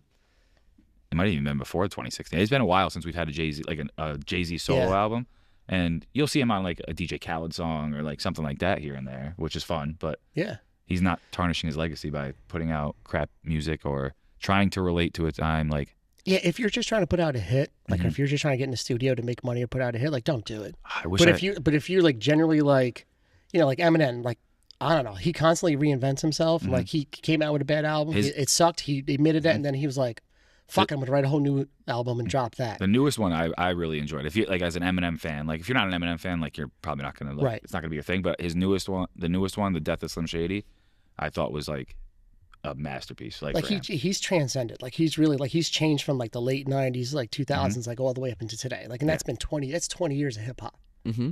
And and he's constantly put out stuff. And so if you're putting out stuff and like you feel that it's in you and you got to write it down, you got to get it out as an artist, like, yeah, cool. I think you should do that. But you're right though. Sometimes it might be best to kind of hang it up. I wish I Like could an remember. athlete. Yeah. Like an Like it's athlete. my time. Yeah, I wish I could remember because I just saw a quote about somebody talking about Drake and how like the music he's made in the last 3 years really hasn't been relatable. Jay, he just put out a song this morning. You'll hate it. Drake did. Yeah, with this guy Smiley. Oh God, I know. He put out a song with Smiley like years ago, and it was not. I wish I could remember the quote though, because like it was like, we need different content from you, Drake. Like you're talking about the same stuff that you've talked about, and like it's not relatable to us anymore. And we know you're not going tell us what you're going through, or give us something else that's more relatable. But it's also, he said, I can't rap about music that's relatable because I'm so rich. I'm so rich. It's like, yeah, well, Yeah, you ain't poor no more. Do you feel like you age out of being a DJ at some point? Oh, that's a great Because question. us in here, I do. We all do. We all will one day. That is an absolute. And the question is, what is that age, or maybe what is just like when you're, even Yeah. if you're turning it on, my persona cannot do, like it's not possible anymore. That's an amazing question. So I've said it from the beginning that I have a shelf life. Yeah. I do have a shelf life. Because at some point, DJ Vinny Vin ain't going to be cool. And we do in here, Paul. Some point, no matter how hard you try or I try, Mike and Paul coaching high schoolers will not be cool. some 7th grade boy's gonna look at me and be like, "Dude, who the fuck are Yep. you? I understand that, but you I'll- dusty old." But I figure like you guys would have a different market at this point. Okay, there might be generational folks like me, Mm-hmm. okay, who might look for like your experience and your advice. Correct. Okay, so I Good feel point, like Vinny. you guys have probably a longer shelf life. You can do this because it's fitness, and fitness never dies. Okay, you guys can be working out into your 70s, even 80s. Mm-hmm. So I feel like if you want to give it up, sure, but I feel like you guys could do it a lot longer than I could because, yes, at some point, like these Gen Z kids are eventually going to get married, or whatever generation was like the 20, like the now 2016s, whatever my son's generation is. They're eventually going to grow up and get married. I'm not going to be cool. I don't even know how much DJs are going to play a part of this. Right. I mean, AI in streaming services is wild nowadays. And I'm not saying there's going to be a death to a DJ because I feel like you're always going to need kind of that personal touch on it. But I feel like AI, like, I mean, shit, you could have Michael Buffer introducing you. Mm-hmm. Okay, you could have anybody you want introducing you. That would be so sick. Is that a WWE guy? Is that Buffer? UFC guy. UFC guy. Yeah. Okay. So you could type in anybody you want. You know, you can have Morgan Freeman introducing you, for Christ's sake. Like anybody you want, anybody you can think of. Those are the two names that randomly just popped in my head. Those are two great names to have introduced. All right. So you know that's what I'm saying. You can tell a computer program to do that, and you can kind of give AI like kind of a format. You're like, this is what I kind of want to do, and at that point, you might just be having somebody just kind of monitoring the sound system behind a booth. Mm-hmm. Yeah. So I don't know. Like it's crazy to think about or see where it's going to go in the next 5-10 years. But I definitely think there's a shelf life for me as a DJ because I feel like at some point, like I have to turn it over to the younger guys, right? Mm-hmm. Like here you go. Like you guys are the future. Take it over. Which is that part of your strategy? Just knowing that in terms of hiring these other guys. Yeah, that's absolutely part of my strategy. Like the guys that I have right now are in their 20s. Mm-hmm. So, and like I tell them all the time, like you're the future. Mm-hmm. Like I've established the brand, the company, and like here's kind of the format. And you know, obviously we'll adjust it. We'll take it, you know, where it needs to be if it has to be taken anywhere else in the future. But right now, this is kind of what we do. And yeah, I guess my goal eventually would be to kind of like back away and let them kind of take over and maybe just help them run it. Mm-hmm. You know, the business, or maybe buy me out. I don't know. And we'll kind of see where it goes. I mean, right now I still enjoy it. I still have the energy. I still have the passion. I love it. I love partying with people. Like it's singularly probably one of the greatest fucking jobs you could have. Mm-hmm. You know. Oh, and you'll still like you talked about like us as we get older. Like there's gonna be clients that as they age they're gonna want our knowledge and like there may be those people that get that second marriage and whatnot and they want somebody and they go, hey, I know DJ Vinny Vin. He used to DJ all the time. They may reach out to you and you might do those one-offs here and there where it's like, yeah, this person wants me because they still think I'm cool. I'm gonna go. I'm gonna go do this. I want to go. I want to go relive this. Yeah. Or like I might start doing 50-year-old birthday parties because that's like my generation. Yeah. Is that everybody just wants to hear 90s hip hop. Yeah. Like, all right, cool. That's my wheelhouse. Let's go. I can play that. I'll hang out with you guys for the next 3-4 hours. Yeah. So, yeah, I don't know. It's the future looks good. But NonStop Music, I love the guys. I love the team that we have. They're a great group of kids. I call them kids because they're younger than me, but they're a great group of guys, young men. And I'm so excited to see like what happens to them and what they do with it. It's a side hustle for them. Some of them, really are super passionate about it, and they do 30 to 40, sometimes 50 events a year for the company. And I'm super excited to see where these guys are going to take it. And I hope they stay with it. I really do. I think they will. And as far as Vinny Vin goes, TBD. TBD. Jay, you want to do me a favor? Sure. I think there's Death Wish coffee in the fridge in there. Yeah. Can you get it and get me like a glass or something? Just careful with how much you pour. Mike doesn't need that much of it. It's like 300 milligrams per 6 ounces. No, this time of day, no. I'm a 1-cup guy. Like I had my 1 cup. I usually am. I opened the gym this morning, so I'm like, I'm going to do a little bit more. He's only going to be here for like another hour after this. Sam and I are going out to dinner tonight, so I have to stay awake late. So, where are you going? Understand. Ember and Bark, I think it's called. Paul, Google. Make sure I'm saying it right. I've heard phenomenal things. On going back to what you said about calling them kids. At what age do you get? Because like I definitely hear myself calling kids in their 20s kids, and I go, shit, I'm old.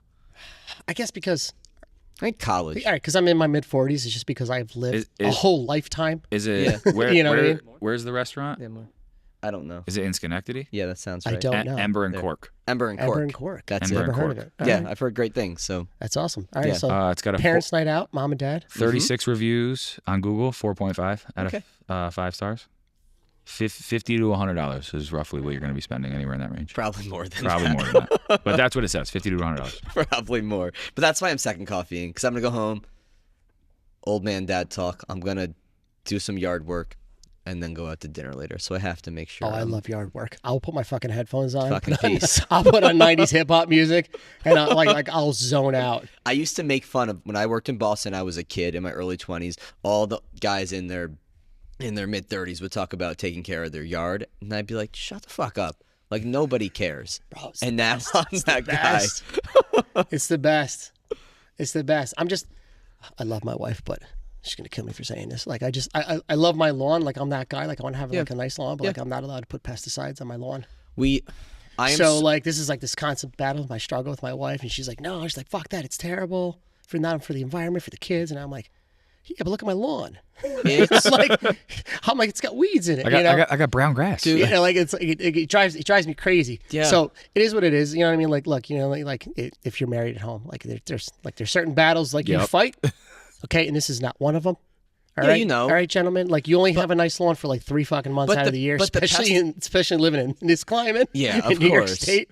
Like you're not gonna enjoy it all that much. So it ain't worth the fight. Just let it be. You know. But I am that guy. Like same here. I keep interrupting you. I'm sorry. No, it's fine. But it's like the lines, bro.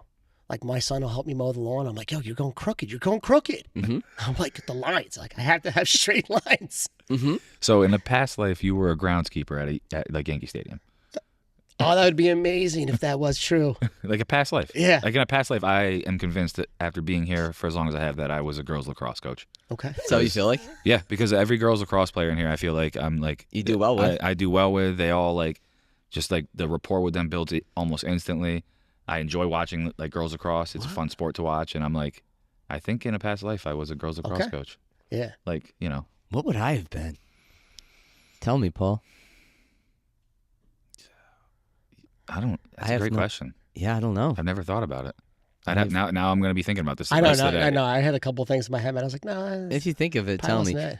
Yeah, but the lawn thing we did for the first year, lawn treatments, and we are so anti-pesticide. Like the way we buy food, even like the products we use in our house. We have a whole house water filter, just like glyphosates and like fragrances like we avoid. Right. Let's jump into that. Okay. Yeah, absolutely. Let's jump into it. Let's jump into like nowadays, like being like very conscious about what you purchase and use at home. Yeah, I think that, and it's when I was in college, I took an advanced nutrition class, and these things were all talked about, but it was kind of like fringe, like in terms of buying your food at farms, food marketing, organic versus not, grass-fed versus not.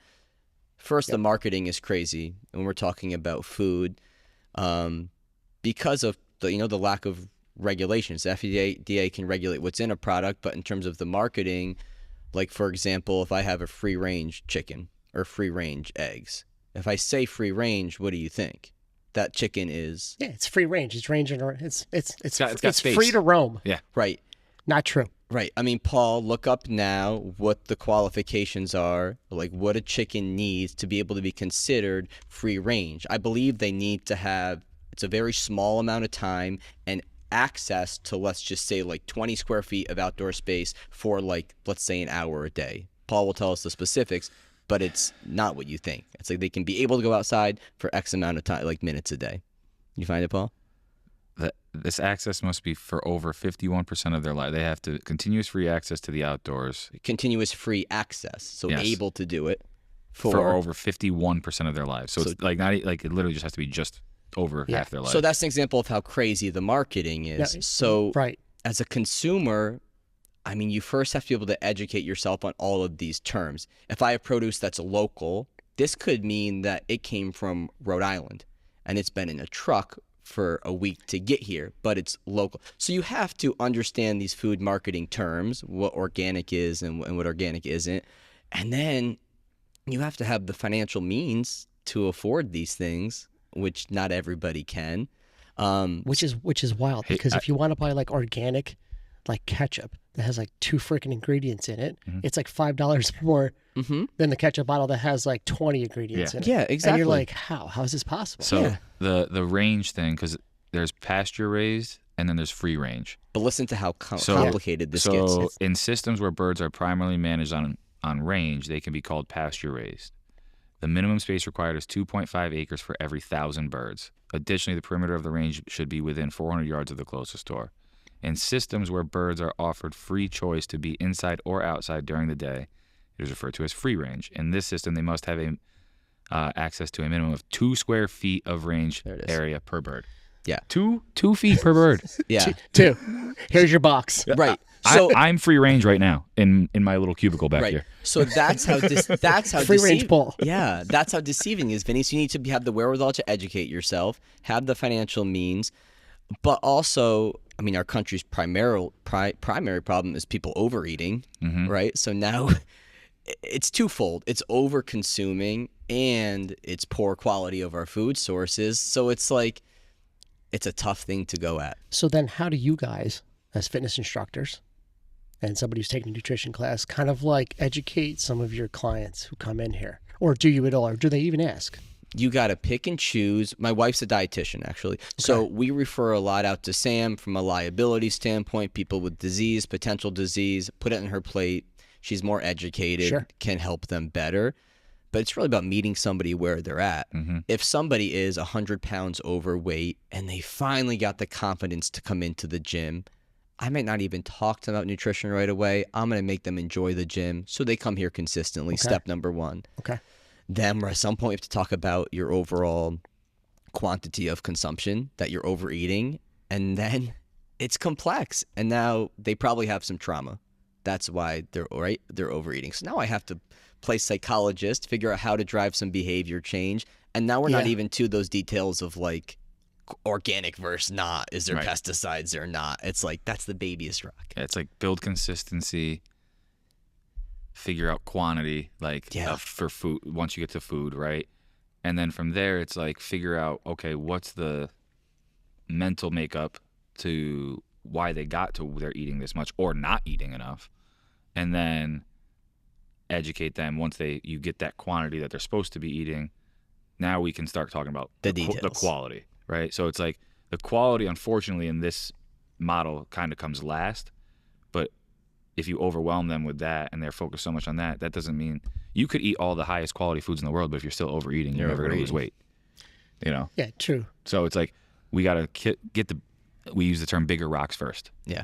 Turn over the bigger rocks first, get those going, and then from there you can start focusing on the little rocks. All right, because it definitely plays a huge part in especially in your field.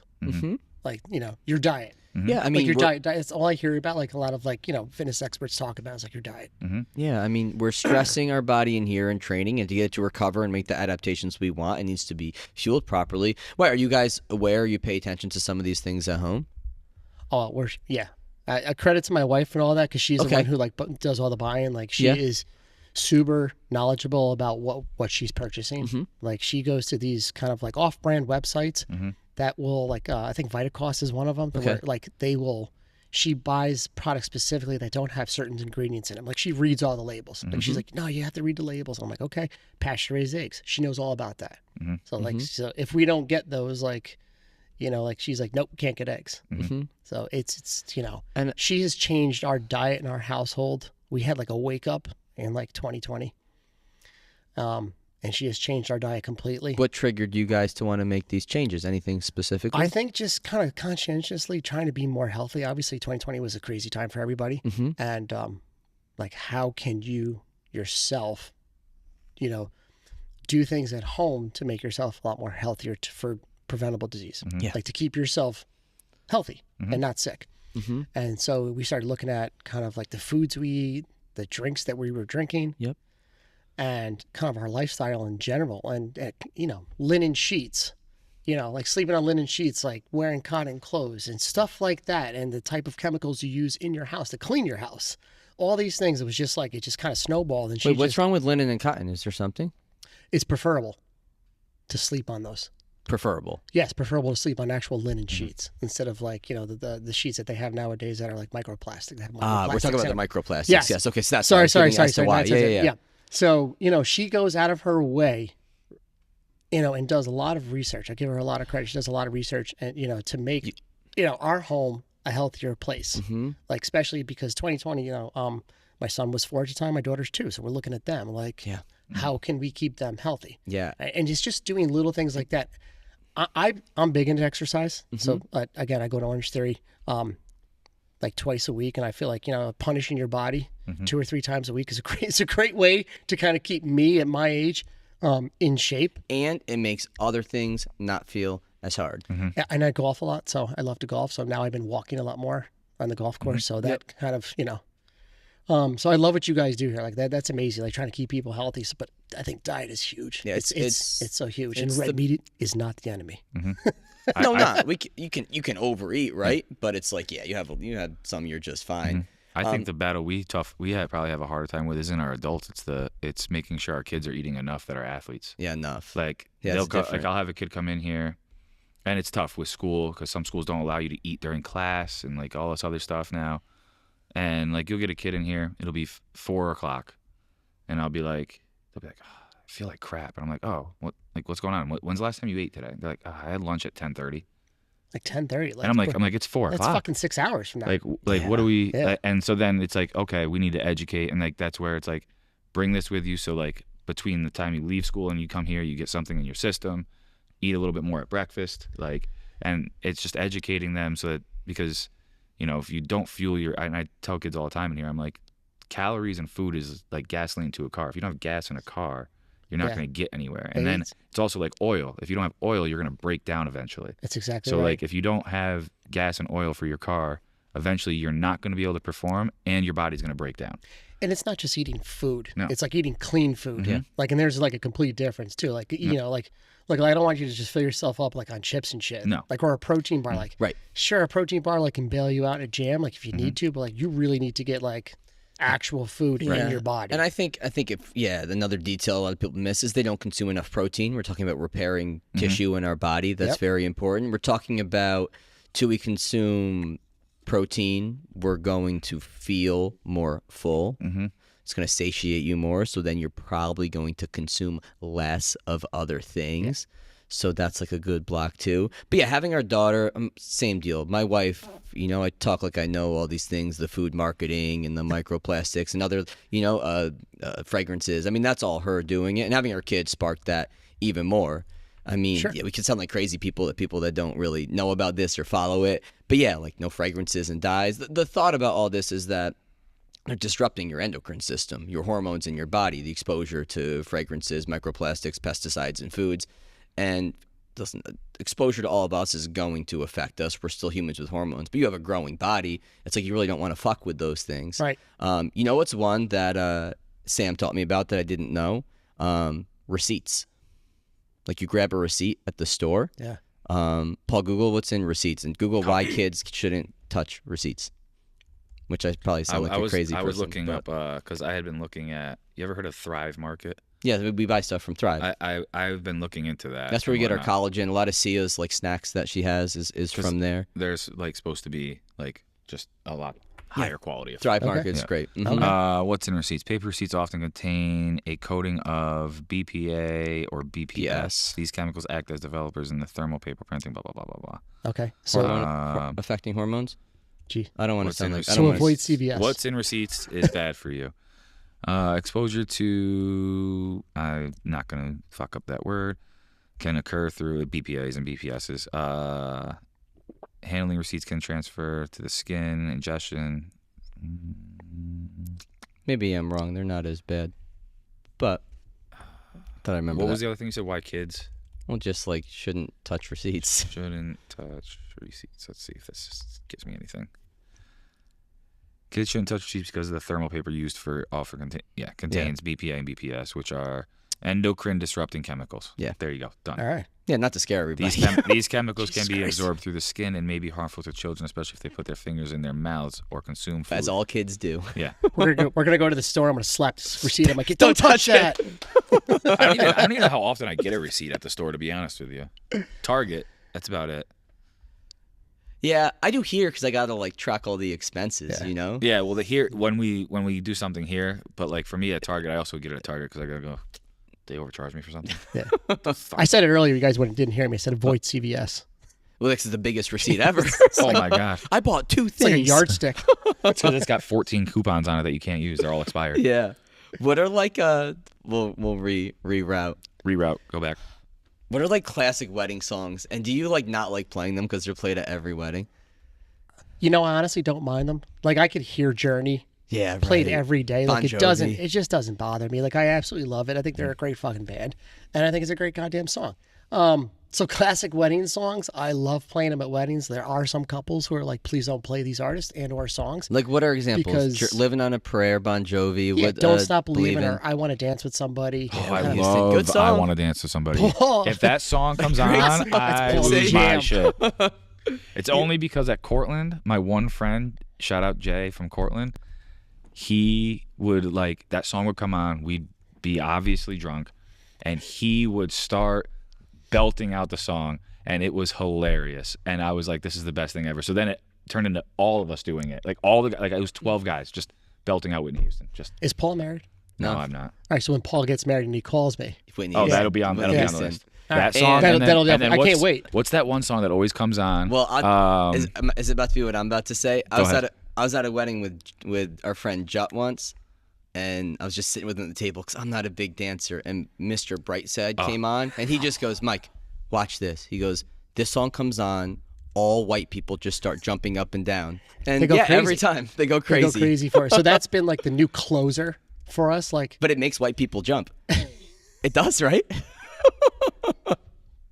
You know it's true. You've seen it many times. all races and creeds, everybody. But it's a great fucking song. So I'll put it that way. Like and we'll put that on. We'll put it on more closer towards the end of the night because at that point people have been liquored up for 5 hours, so they're more apt to kind of jump. sing along and jump. Yeah, and they'll just clap their hands, stomp their feet. So we love putting sing-alongs on more towards the kind of the closer towards like the end of the night and just kind of let people just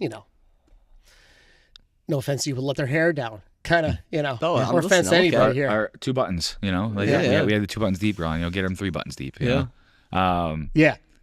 The other song I was gonna say comes on in here is the song "Tell It to My Heart" by Taylor Dane.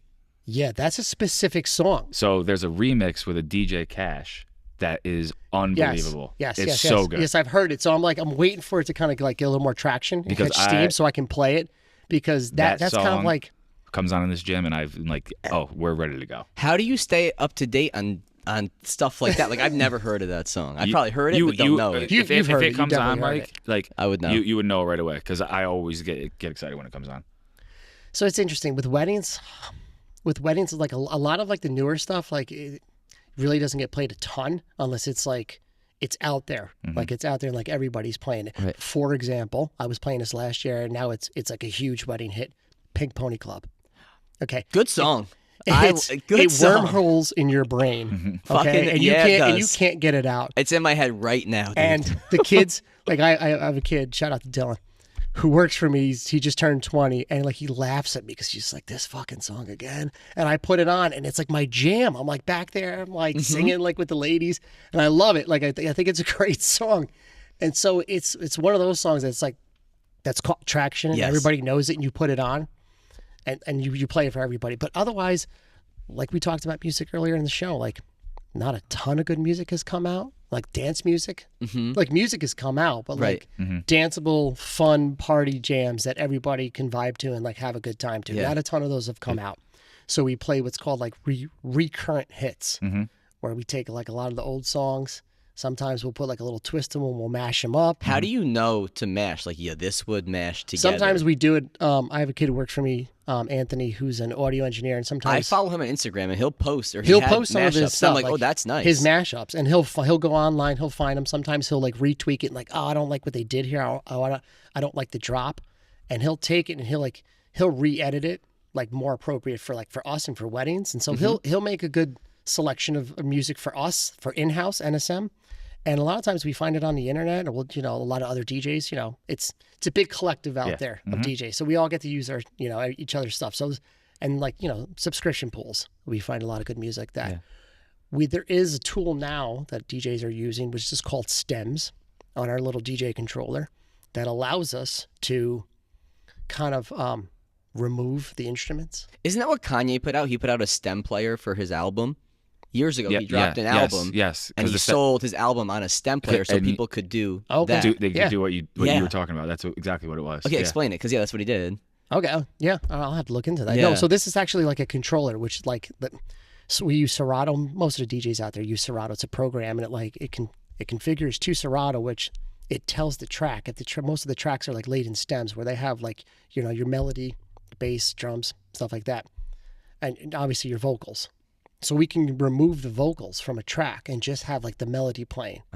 And then we can probably bring in, or not probably, but we can bring in a vocal from a different track.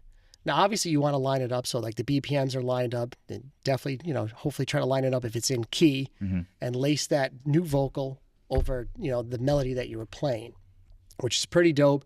And it's a cool tool to use, like to kind of like mix or transition into like a different song. So you can do live mashups on the fly.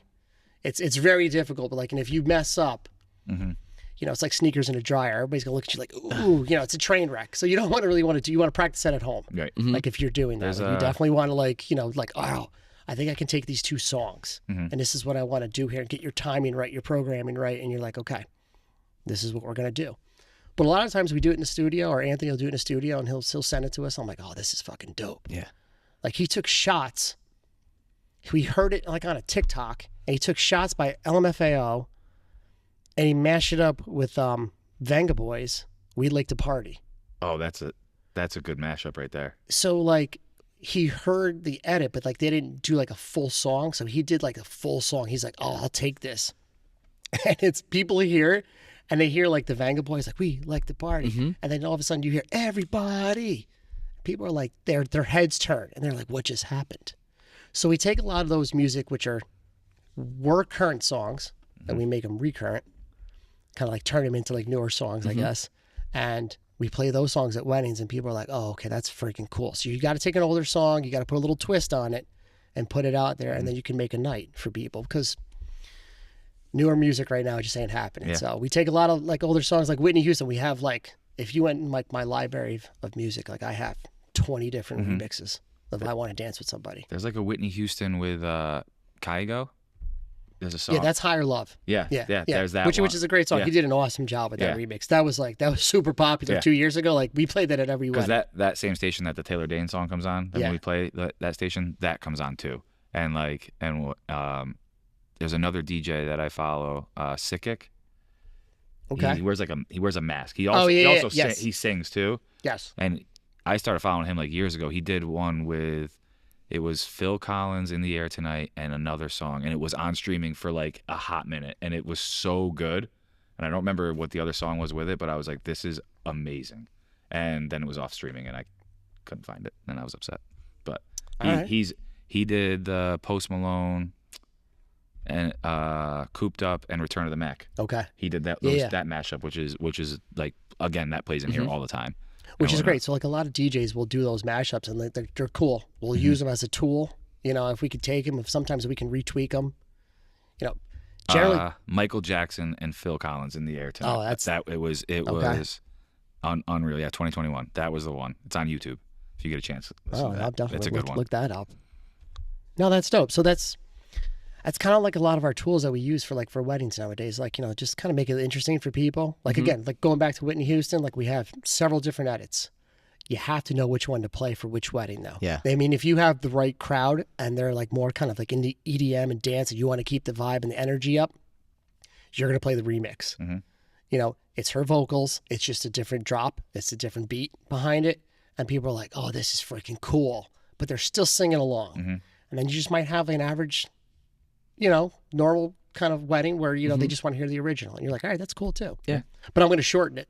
Yeah. Because I can't listen to all 4.5 minutes of that song. Yeah, like some songs, like I love the song, but like I need it to be like 3 minutes, not 5. Well, people's attention spans have shortened. Yeah, of course. Yeah. So they're like, after 2 minutes, like when you see people going like this, please don't do that at home.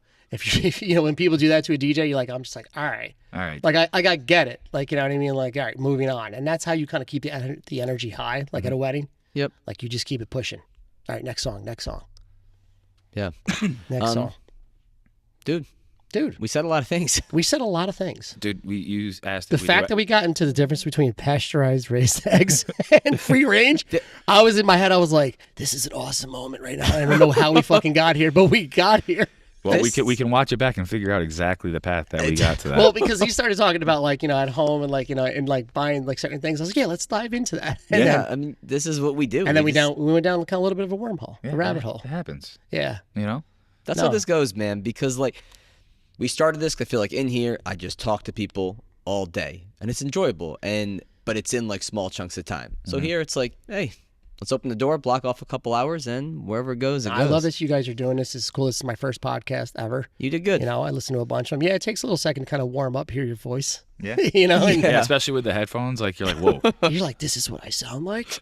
Even though I hear myself every weekend, but it's definitely projected with larger speakers. I've grown to, I used to hate listening to myself speak, but through the podcast and other people telling me that like certain things, I'm like, okay, my voice doesn't suck that much. No, it's definitely not. It's great. So I'm like, all right, I can get over it now. But like there were times where I'm like, oh, fuck, dude, I hate my voice. I fucking hate it. Nah, yeah, this is super cool, man. I'm like, this. So you guys do this every Friday? We do. It used to be we would do 2 a month, and then it became just a blanket 24 a year. And then this year we switched to video.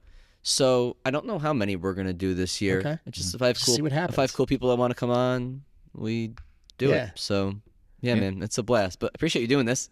You kidding me? I love it. Thanks for having me. I mean, no problem, man. No, this was good. I told my wife, she's like, "What are you doing today?" I go, "Believe it or not, I'm going on a podcast." And she's like, "Really? Don't say anything stupid." Shit. And I was like, "She's like, it's out there forever." And I'm like, She does know who she married, right? Like that's 100%. Like, that's where sometimes you gotta till go death do us part, babe. like She knows.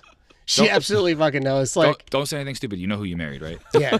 Again, she's my better half. That's why it's like, you know, when people always say that, like, she's my absolute equal and my better half. Like, she's like everything I'm not. So. Yeah, I've said before, if you're going to do a small business, you need like a partner that you're on the same page with, you have a good relationship. Because if that's not good, then like your business is going to get stopped at some point. Yeah, she's been a huge supporter of this. Like, she was just like, I'm like, because when I came in and I quit that day for work, and she was like, all right, what are you going to do? I was like, this is it. I was like, we're going to give this a ride. We'll see what happens. And it's been an awesome ride. She supported me. You know what I'm saying? She's my ride or die. She's been supporting me for the past 12 years that I've chose to do this on my own full time. And now I got, 4 guys working for me. It's awesome. We have over 100 plus events booked for 2025, growing into 2026. So, yeah, it's truly amazing. I'm blessed to be able to do what I'm able to do on a week in and weekend basis. And, yeah, man, I hope to keep it going. So just got to stay healthy. Yeah. Eat healthy. Seems like you have the right mindset and you're doing it. Yeah. No, I definitely do. How many, before we get off here, how many best man or best women speeches are just terrible and you're standing there just like, fuck. You're going to get me in trouble. Say it, because when I think about going to weddings, almost more often than not, 90% of the time, 95% of the time, I just go, fuck, this is awkward. I wish I could talk to them ahead of time, like before it, and like kind of review their speech and, you know what I mean? Like look at it and go, no, you don't want to do that. Like just get in, get out, and fucking exit early, bro. Yeah. Like, you know what I mean? Yeah. Most of them are pretty good. Most are pretty good. There are some that just keep dragging on. And I had at one point, this one guy just kept fucking talking. And at one point I got on the mic and I was like, all right, let's give it up for the best man, ladies and gentlemen. And I had to. So you were like the Grammys. You cut off the speech. I had to give him the cue because the groom's looking at me like, and I'm like, and I don't think and the best man's not getting it. He's not getting the fucking clue. And he's like, yeah, man. He's like, great. And he's like cueing him. And I just got on the mic. He's like, all right. He's like, yeah, let's raise a glass. I guess that's my time. Like, it's your time. You just spent 10 fucking minutes talking about nonsense, bro. Like, I don't even know what you said. Like, nobody does. Most of them are pretty good. Sometimes the girls, I'll say this, the girls fucking crush it. The girls come up there and they're really, really good. They're prepared. They know what they're going to say. They keep it they keep it light, a little bit emotional, some funny. They throw in some jokes, and then they're out. And I'm like, oh, damn. And the guy's like, oh, I got to follow that. And they come up. And, you know, sometimes I'll fuck with the guys, too, because I'm a ball buster. And I'll give him the mic, and I'm like, don't fuck up. And I'll say it, like, in his ear, and he's like, oh, thanks, you know? Like,